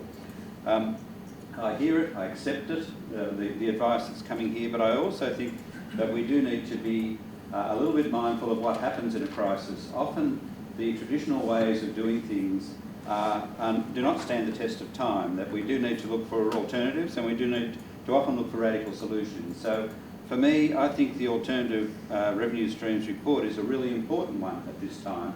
It potentially offers us an alternative way of thinking about things and bundling things together to potentially seek approvals from federal or state government for schemes that might come along. I think if we apply a bit of innovation thinking, if we apply a bit of creativity and think about different ways we might be able to finance things in the future that don't impact on our balance sheet as much as traditional ways do, then we may have an alternative that suits this council. So I would ask that the officers have another look and have another think about it and potentially consider this as an opportunity rather than a risk. Thank you. Thank you. Do I have any other speakers? Councillors, I'll put it to a vote. Those in favour? Against? Carried. Councillors, before we go ahead to the next item, I would also like to say a few words in relation to the delegates' report for the Municipal Emergency Management Planning Committee, considering I have been a committee member since November 2016. I would like to highlight the tireless work the Municipal Emergency Management Planning Committee member organisations continue to do during this unprecedented coronavirus pandemic. The committee held a special COVID-19 virtual online meeting last Friday morning, which Councillor Goodchair also participated. This special meeting was organised for agency representatives to update their agency's status during this COVID-19 situation. The committee was updated on Council's adoption of the Brimbank COVID-19 Response and Recovery Strategy at the special meeting of Council on Monday the 6th of April and the early establishment of a COVID-19 crisis management team and associated COVID-19 coordination group and subcommittees. In addition, it was highlighted that Council continues to deliver essential services, including waste collection services, meals delivery, personal care, roads and cleansing services, and parks maintenance to meet our community needs.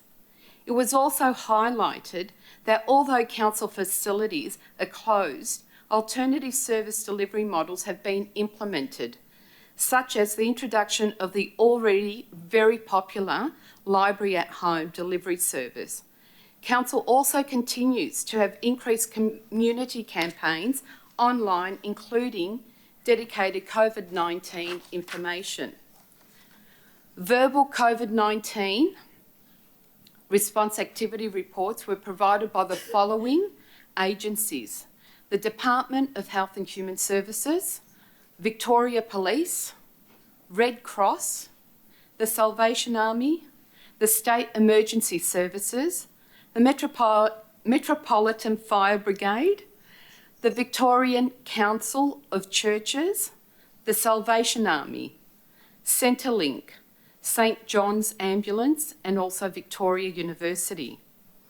I would like to also highlight a special comment made from the Victoria Police, acknowledging the great work undertaken by Brimbank Council and the other councils in the North West region in supporting other emergency management agencies and the community. I commend the ongoing tireless efforts of the committee member agencies, our CEO, the directors and staff in supporting the Brimbank community. Thank you.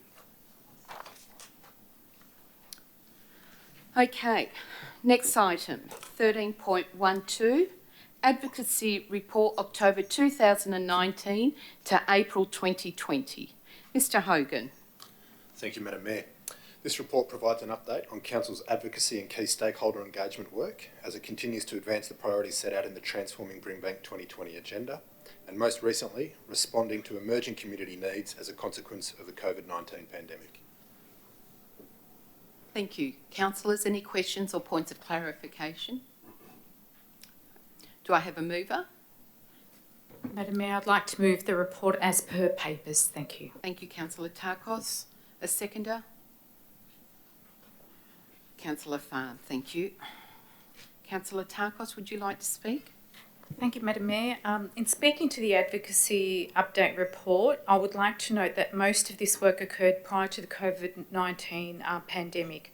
In doing so, I acknowledge the refocusing of our advocacy resources that have supported the development of Council's COVID-19 response and recovery strategy, which includes relevant advocacy priorities included as part of the broader stimulus response.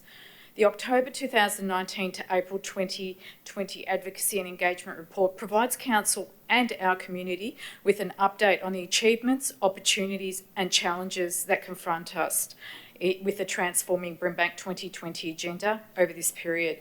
Launched on the 31st of October 2019 at State Parliament, the Transforming Brimbank agenda sets the Council's advocacy and engagement priorities around jobs, education, health and environment. This is an agenda that has partnerships at its core and provides a positive pathway for the federal government, state government and non-government sectors to work with Council on a number of economic and social initiatives.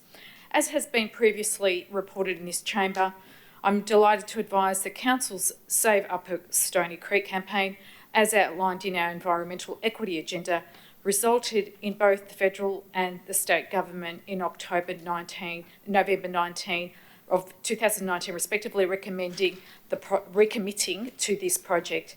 A combination of strong community campaign as well as direct positive engagement with key federal, state and government decision makers as well as local parliamentarians provided this outcome for our community. Council's advocacy visit to Canberra on October 2019 also saw us secure keynote meetings with senior government and non-government parliamentarians to advance our transforming agenda priorities, namely around the opportunities associated with the Sunshine Super Hub and the Sunshine Priority Precinct. And we thank the local member, Daniel Molino, local federal member, Daniel Molino, for facilitating the visit. Council received a briefing in Canberra from Air Services Australia on Melbourne Airport and the processes associated with how Council can engage in a new runway proposal. In November, Mayor Papafodio launched the Brimbank Regional Employment Trial, which saw Council successfully secure $200,000 in federal government funding to help connect local disadvantaged young people with local businesses and local jobs.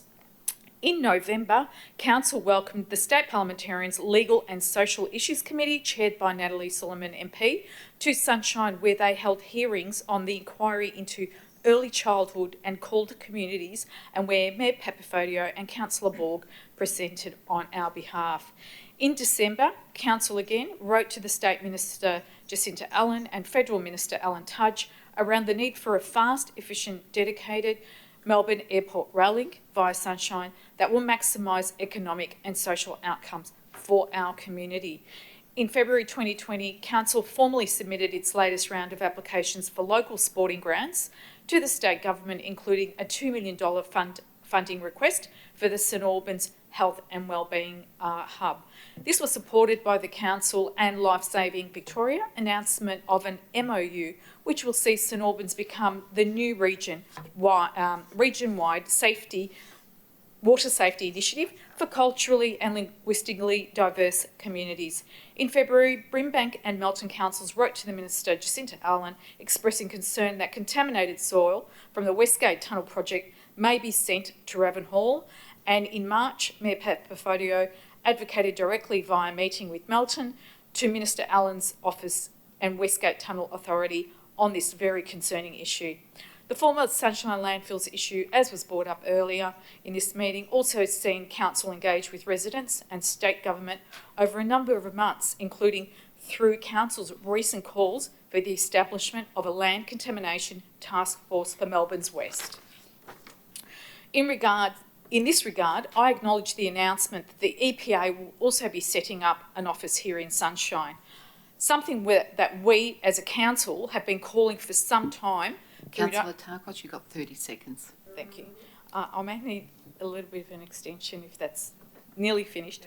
Okay, calling on some time, and which we hope the first of many more steps will take to deliver us the environmental equity agenda. On this note, I acknowledge and congratulate Mayor Papafodio for becoming the Mayor of the West on the City Deal governance structure, another example of Brimbank helping lead local regional advocacy, as well as my own appointment as Metro member on the executive of ALGA. Madam Mayor, whilst we cannot meet MPs face-to-face, we will continue our strong advocacy via online, Zoom and other means to continue our strong advocacy for our community. Thank you.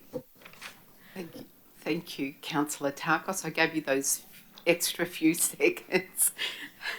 Okay, Councillor Farm, would you like to speak?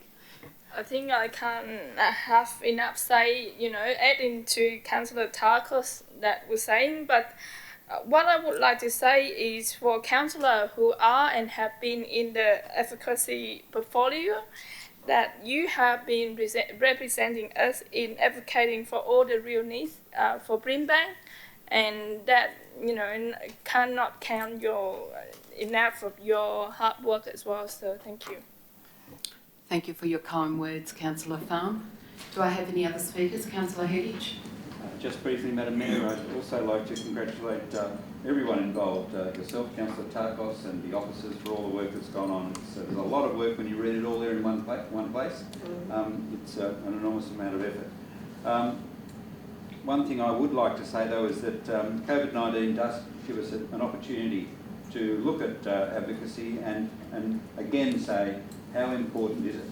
And how important will it be in the 12 months ahead and the 2 years ahead, particularly for this community where there will be a significant impact in terms of employment and various other fallouts from the COVID-19 crisis. I guess for me it means that we also need to look at what our priorities are in that current advocacy strategy. Things will change and we need to change with them. So we needed to think about that refresh. But one thing that struck me over the past week or so, I read an article in the paper about Toby West from the City of Melbourne, the resilience officer there, and the importance of the resilience work that's gone on in Melbourne for the last 4 or 5 years, and the work that's gone on in this council. We had, you remember back when we started, a conversation about resilience. The team came here and worked with us, and we developed a resilience strategy, which has been in place since 2018. And is now in its last year. For me, I think this particular strategy, now that we have COVID-19 upon us, needs to be pulled out and reviewed as part of our response and recovery strategy. That we do need to look at it with the hindsight of 3 years' experience and look forward and say, well, okay, where is our community at? What are the things that are going to impact it for the next few years? What do we need to do about strengthening our community and building long-term resilience? We know unemployment, education, all the usual things are there for this community in terms of strengthening, but we do have a strong community overall. We've seen it again in this crisis come together, the community groups and so on, to support the most vulnerable. But let's think about resilience going forward, because by crikey, a whole lot of people in this community will need support in an ongoing way, and the resilience strategy is where we start that effort. So for me, we have a great advocacy program. It's built up over the years. It's been progressively improved. It is growing all the time. But now more than ever, we need a really good, strong advocacy approach going forward. Thank you. Thank you, Councillor Hedditch. Any other speakers? I'll put it to a vote. Those in favour? Against? Carried. Thank you. And could I also say a special thank you to Dan Hogan and Anthony for all their hard work as well. Thank you. Okay. Report 13.13, Delegations Review, April 2020. Mr Hogan. Thank you, Madam Mayor. The report before Council is operational in its intent, as delegations allow a Council to convey its legal powers such that Council officers may lawfully conduct the business of Council.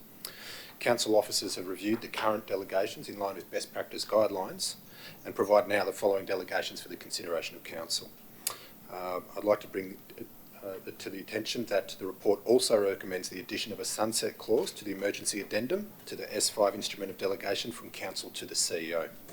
This will mean that the special delegations to the CEO to cope with governance risks associated with COVID-19 will be automatically revoked upon the state government taking steps to manage those same risks through legislation. Thank you. Thank you. Councillors, any questions or points of clarification? Okay, could I please have a mover? Councillor Goodichere. And a seconder, Councillor Hedditch. Councillor Goodichere, would you like to speak?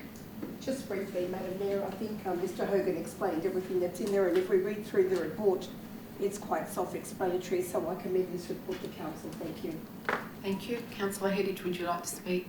Do I have any other speakers? I'll put it to a vote. Those in favour? Against? Carried. 13.15, final draft. Sorry.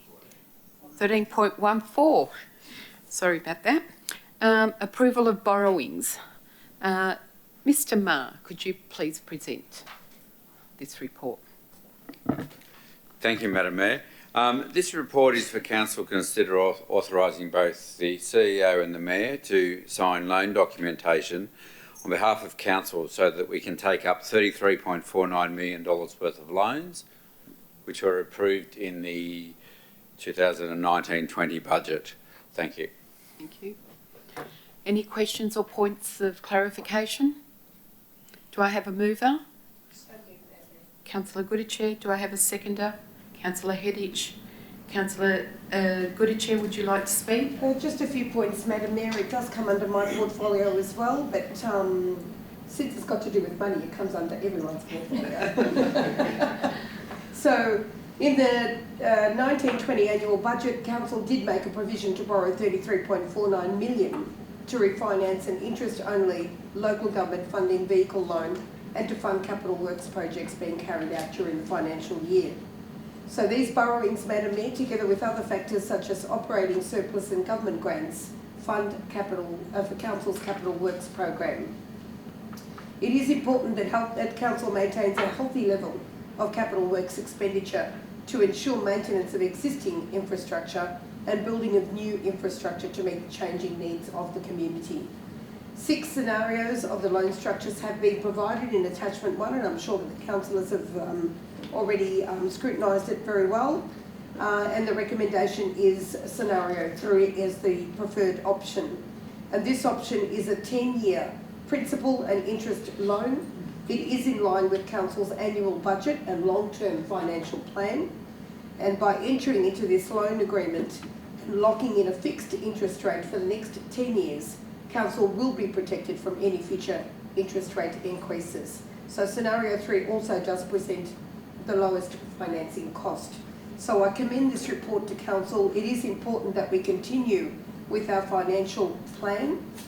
Having said that, even though we are approving this loan, I know that there will be probably implications when we do decide to discuss our budget later on, and I'm sure that the Council report will be coming in later on. But in the meantime, we do have to approve this loan. Thank you. Thank you, Councillor Goodichere. Councillor Hedditch, would you like to speak? Just briefly again, Madam Mayor, I commend the report to councillors. I think the Reserve Bank Governor said it all the other night, that this is the ideal time to be borrowing with interest rates as they are. This particular borrowings approval is being sought, $22 million of existing loans being refinanced, being rolled and refinanced. A good decision given the interest rates at the moment and the balance being used to cover costs incurred in the current financial year's capital works budget. I commend it to Council. Thank you, Councillor Hedditch. Do I have any other speakers? Okay, we'll put it to a vote. Those in favour? Against? Carried. Okay, 13.15, final draft indoor sports facilities feasibility study 2020. Ms Dumble, could you please present this report? Thank you, Madam Mayor. The draft's indoor sports facility feasibility study is presented tonight to Council to consider for adoption following a period of community consultation, which opened on the 22nd of November in 2019 and closed in January this year. The draft study has had some minor changes based on community feedback. Thank you. Councillors, are there any questions or points of clarification? No? All right, do I have a mover? Councillor Aziz. Thank you. A seconder? Councillor Borg. Sorry, Councillor Aziz, would you like to move the motion or read the motion or note it? Thank you, Madam Mayor, for giving me this opportunity to speak for you as the former profile champion of health. The development of the indoor sport facility feasibility study is key recommendation. Can you hear me? In Sports Facility Development Plan 2018. This determines the need for additional indoor facilities to cater for existing and future demand. The draft study was informed by input by key stakeholders, including councillors, indoor sport facility managers, Brimbank schools, indoor sports clubs, neighbouring municipalities and state sporting associations. Statistic recommendations in the draft study are provided in line with the Sports Facility Development Plan, being optimise the use of existing sports facilities in Brimbank, develop additional facilities to existing sports sites in Brimbank, develop new facilities, and develop partnership agreements with neighbouring municipalities and local organisations. There are 9 strategic actions under the recommendation of implementation across short, medium and long-term timeframes. The draft study was approved for community consultation at the 19th November Ordinary Council meeting. A period of consultation was undertaken from the 22nd of November 2019 to the 17th of January 2020. Council received 9 written submissions which provided overall support for the study. Minor changes were made to the draft study based on the feedback received. The final draft indoor sports facility feasibility study provides the evidence and statistic directions for Council on future planning and provisions for indoor sports facilities. I commend this report to Council. Thank you. Thank you, Councillor Aziz. Councillor Borg, would you like to speak? Thank you, Madam Mayor. This is a fantastic piece of work that is highly needed. It provides evidence and strategic directions for Council on how best to manage the identified gaps. We are very familiar with the disturbing statistics when it comes to health-related matters in Brimbank and issues that relate to youth, especially youth disengagement. Sports facilities are more than just a place to play sport. They provide a space for people of different walks of life to connect, and they even provide a platform to hook on to other areas such as education and human services, both for the participants as well as family members that accompany young children. It's important to note that the study includes also an indoor court feasibility study, future needs for additional future courts, especially in the south of the municipality where there are less courts, where there is a future population growth. Importance of raising awareness of the findings of this study and the need of support both at state and federal government levels, as well as the need to investigate land purchase opportunities. I strongly commend this report to Council. Thank you, Councillor Borg. Do I have any other speakers? Councillor Goodicek. Just quickly, Madam Mayor, I do welcome this report, the indoor sports facility study. It will be an added addition to our sports facility study that we already have, and together these 2 documents, of course, will inform Council into making better informed decisions on our sporting facilities into the future. Thank you. Thank you. Councillor Hedditch. Just briefly again, Madam Mayor, I think the other important thing that needs to be identified is the importance of school partnerships that you've been championing. There is such a shortage of space, indoor spaces around the city. It has held back sports development in these particular settings for quite some time, and it it appears from the report that it will be still quite some time before we do get some alternative facilities in place other than the Keilor Stadium. I guess that really does reinforce the importance of getting out and talking to the Department of Education and the schools about potential use of shared use of some of their facilities and the sorts of deals that council might be able to do. I note that in West Sunshine there is a particular opportunity. Look forward to hearing some more about that as that piece of work advances and that council gets into discussions with the Education Department around what can be done in this particular area to improve outcomes for our community. Thank you. Thank you. Do I have any other speakers? Put it to a vote. Those in favour? Against? Carried. Thank you. Item number 13.16, Draft Strategic Framework for Library Collections. Ms Dumble. Thank you, Madam Mayor. The Draft Strategic Framework for Library Collections 2020 to 2025 is presented to Council to consider endorsing for a 4-week period of community consultation. During this period, the community will have access to the draft framework on the Council website and Brimbank Library website as well.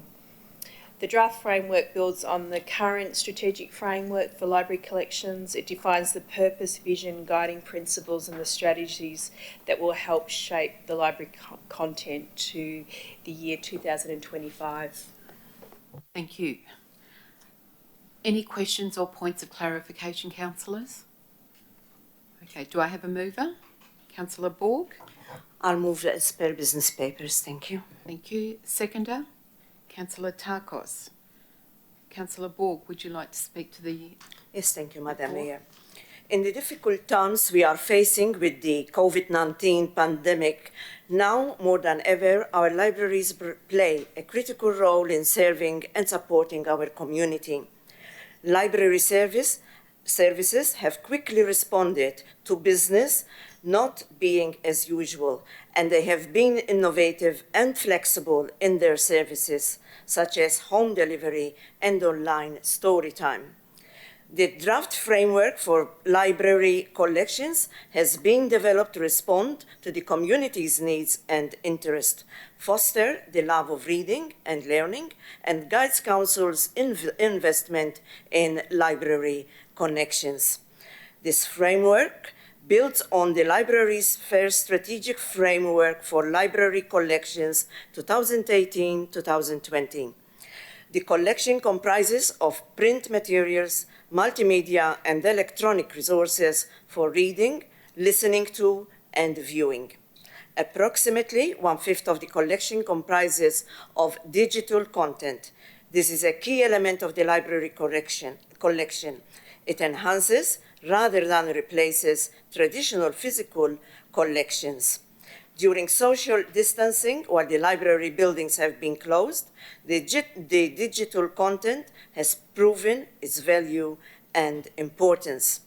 It is vital to keep engaging people of all ages with reading through collections, activities, and programs.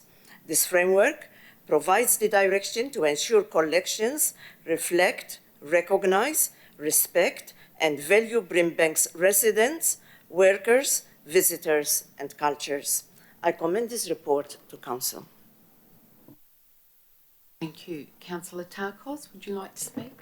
I would also like to reiterate what Councillor Borg said. At the moment, with 5 of our libraries currently closed, I would like to strongly congratulate our library department for its dynamism, for turning a very difficult situation that we face into an opportunity, and highly commend the online library delivery service that is now reaching out to our community in innovative ways of delivering books to people, for them to continue their interest in digital and other forms of reading, which is really critical at this time. So repurposing our excellent libraries, which are, as we all know, award-winning, to provide this service should be looked at by other departments in how they deliver. They can also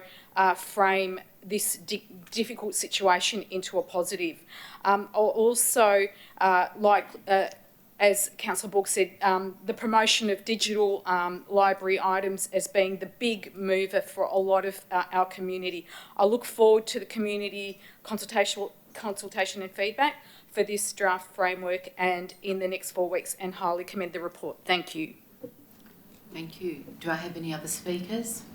Councillor Goodachie. Just quickly, Madam Mayor, I did mention before that as part of my portfolio meeting yesterday, we talked about the delivery of the library service, and I understand that in just 2 weeks there are about 1,000 people who have signed on to the delivery of library service. So it's an amazing thing that this council has done to turn around this service.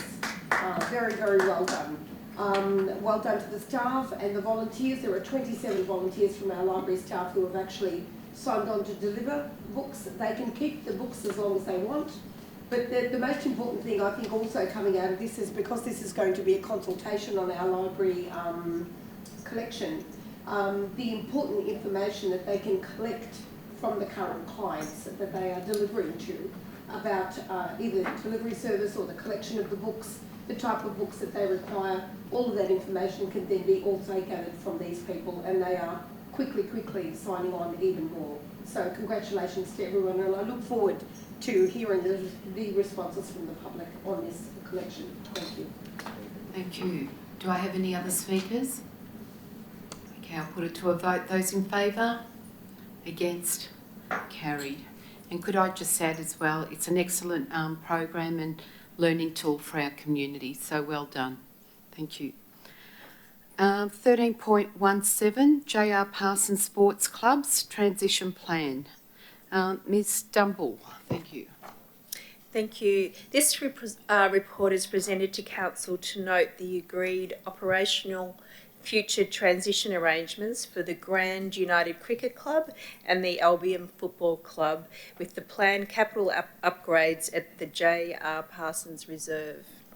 The agreed transition plan is expected to achieve the goal of multi-purpose community facilities as outlined in the development plan and the community services infrastructure plan, while also recognising the contributions of the Albion Football Club to its current facility. Thank you. Councillors, are there any questions or points of clarification? Do I have a mover? Councillor David. A seconder? Councillor Heddage. Councillor David, would you like to speak? Officer's recommendation, Madam Mayor. Pardon? I'll move. Sorry. Councillor Heddage. Oh. Sorry, Councillor. You asked me to speak? Or yes, would you like to speak? Yes, Madam Mayor, I will, yes. Look, just to say that I was always, it was always my understanding that the Albion football clubs always wanted to stay in their old building. It was a must for them. It was just sentimental to them from the very beginning, it still is. And as the officer just said earlier, they did contribute to that building earlier in life on construction. And to them, it was like their own. They own the building. However, when I read the report and it was mentioning about if they intend to take on that building, the old building, stay in the old building, they have to have the responsibilities in reference to maintenance and all the other costs that happens to them thereafter. And I was a bit hesitant. I rang the club myself just to make sure. And they confirmed with me that they're willing to do so. So that's a win-win situation in reference to that. As to the Grand United and, of course, the tennis club there now, is no problem with them to say, yes, we do. They like to enter into the new, get into the new pavilions as soon as possible. So, look, I support the recommendation by the officers, and we're looking forward to assist them in the futuristic type of times in sport. Thank you, Councillor David. Councillor Heddage. Thank you, Madam Mayor. I'd also like to commend the officers for the report and the work that's gone on so far. We approved the master plan not too long ago, and this is the next piece of work that follows on from that. As we know, J.R. Parsons Reserve sits there in Albion with the iconic Sunshine Silo sitting there. We all saw the projections night there not too long ago, and what a fabulous night it was. But what a great site it is, and how much better can it be when this master plan gets implemented with all the pieces of work that go with community, with the football club, the cricket club and the tennis club. It will be some place eventually when that piece of work is finished. In preparing myself for this particular item, I ran into the Secretary of the Cricket Club at Marketplace on Saturday, and he was telling me that they're more than happy to proceed into this transition plan. I got in contact with the football club, and whilst they have some reservations about all of this, they are, I guess, concerned that they do stay in their existing rooms and give it a try for now, but they also get involved in the planning and the development of this new facility, and they see opportunities for their women's teams to eventually move into this new facility as a starting point, potentially, and moving in alongside the cricket when the new facility is finally planned, developed and built, however many years that might be. So I think in the end the football club, despite some of their reservations, are quite willing to get involved in the transition planning and the working group that's going to be established, the working group comprising football, cricket and tennis. And the tennis club is also keen to be involved in the working group. So it's good to see that finally we're starting to see some movement at the J.R. Parsons Reserve in terms of where we head with this particular master plan and the gradual implementation of it. It's good to see some discussions going on between various clubs, particularly the football and cricket club, where there's been a long history of issues and some conversations starting to happen to try and draw some of that together. There will be issues going forward in this process, make no bones about it, but I think the willingness and goodwill, there's an element of there, enough to really get stuck in with the transition plan and to do the pieces of work that the officers are suggesting. So I commend the motion to councillors. Thank you. Do I have any other speakers? I'll put it to a vote. Those in favour? Against? Carried. Okay. Item 13.18, contract numbers 17/2338, provision of football grinding, football. We're talking about sport. Okay. Provision of footpath grinding and patching, tactile maintenance and miscellaneous footpath maintenance works extension of contract. Mr. Whiteside, thank you. Thank you, Madam Mayor. And look, this is a report for Council to consider the extension of the contract. I won't go into the title, as you already have, for a one-year period. The contract forms part of our operational program for footpath and curb maintenance works, which is approved as part of Council's annual budget. Thank you very much. Thank you. Any questions or points of clarification? Do I have a mover? Councillor Lancashire. Thank you. Councillor Goodichet. Okay, would the mover like to speak? Madam Mayor, just a very brief note. This certainly is, extension of this contract is quite valuable. The work we do here is very critical and it's very much a safety issue and an access issue. So well done to the staff on this. Thank you. Thank you. Would the seconder like to speak? No, thank you, Madam Mayor.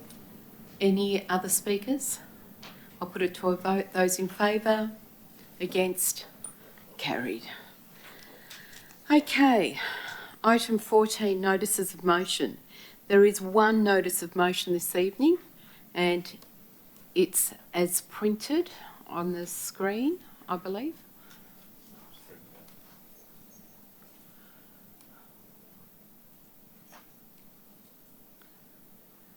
Okay. Councillors, I lodged this notice of motion, but I have decided to withdraw it. This is because it has been superseded by the sector-wide advocacy of the MAV, who are calling for an extension period of 12 months. I therefore will not move it.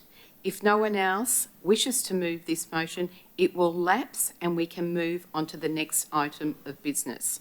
Does anyone else wish to move this notice of motion 14.1? No. Okay, thank you.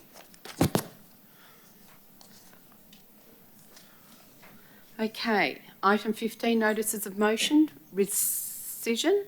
There are no rescission motions. Item 16, urgent business. CEO, is there any urgent business? Interestingly, Mayor, there is to an item of urgent business this evening. So, councillors, I'll just give you a bit of information before you vote to decide whether you'll accept this as an urgent business item. But several weeks ago, equipment on the Barrow site in McIntyre Road, Kealba, was vandalised. What has that meant is there has been no ability to undertake any air quality monitoring for the last 3 weeks, and at this stage into the foreseeable future. The reason that I'm requesting that this be brought into the chamber as an urgent business item is so that we can write to the appropriate authorities to ensure that it is restored as soon as possible. Thank you, Madam Mayor. Thank you. Councillors, are there any questions or points of clarification? No. Okay. Is there a mover of a substantive motion in relation to this item? Madam Mayor, I would like to move a motion. Thank you. Could you please state this motion? Madam Mayor, that Council writes to the CEO of the Barrow Group seeking an assurance that sourcing the specialist equipment remains a priority and that the community engagement strategy is made public upon finalisation, and that provides copies of this correspondence to the relevant minister and local member and the CEO of the EPA. Thank you. Thank you. Do I have a seconder? Councillor Allen. Okay. Would the mover like to speak? Briefly, Madam Mayor, I express my appreciation to the Council for accepting this urgent matter that necessitates our Council is given urgent assurances from the Barrow Group that air monitoring of the Kealba landfill site, which has had hotspots burning for over 8 months, resumes as a matter of priority, particularly in light of the COVID-19 restrictions and the implications of movement of residents being only of necessary essential movements. Therefore, they are put in a more vulnerable position of exposure, and with no active air monitoring, understandably, our community is extremely concerned and has a right to know that the air that they breathe and their children breathe are free of toxic pollutants and contaminants that may harm their health. Madam Mayor, we ask for transparent reporting, and we also ask for a community engagement strategy that is enacted as soon as possible. Thank you. Thank you. Councillor Allen. Just to say, Madam Mayor, that I commend the work that's gone in. I know the calls that I've received, people are nervous, residents are nervous, and it makes them, gives even more concern when we've got this monitoring that's been knocked out, and it just creates this air of uncertainty, and it doesn't bode well. So yeah, I look forward to this being remedied as soon as possible. Thank you. Do I have any other speakers? Councillor Heddage. I just wanted to stand in support of the motion and congratulate Councillor Tarkos for bringing it forward. This issue has burned on for a long period of time, and it is wearing everyone out. I know that I, like Councillor Allen and Councillor Tarkos and many others, I'm sure, get calls about this regularly. People in North Sunshine are being affected when the wind blows that way. People in Kealba and Keilor and so on, and the areas around are all being affected. People are staying at home. People don't know what they're smelling. They know that it's not good from the smell, and they are very suspicious of what's going on. I think the loss of equipment, loss of monitoring equipment is a really significant issue, particularly because it's been going on for quite some time now. I guess the pollution of the area by the tip fire, without any monitoring equipment, and the community rightly is putting its hand up and saying enough's enough. and I support them to the max. I think if I was living there close by it and was smelling that on a regular basis, it would be something else. And health and well-being is priority, as we're seeing with the COVID exercise at the moment. It should be a priority for Barrow to really get stuck in and source something as quickly as possible, and to inform the community of that and the piece of work they're going to do to commission it and get it ready in a timely way. So I support Councillor Tarkos's motion, and I ask that the Barrow Group do really get serious and double their efforts to source some appropriate equipment, some specialist equipment, and get it in place as quickly as possible. Thank you. Thank you. Do I have any other speakers? Okay, I'll put it to a vote. Those in favour? Against? Carried. Councillor Tarkos, thank you for bringing this to our attention. Item 17, confidential business. There is no confidential business. Thank you to all for attending and for your interest in tonight's meeting. I declare this meeting closed at 9:25 p.m. Thank you.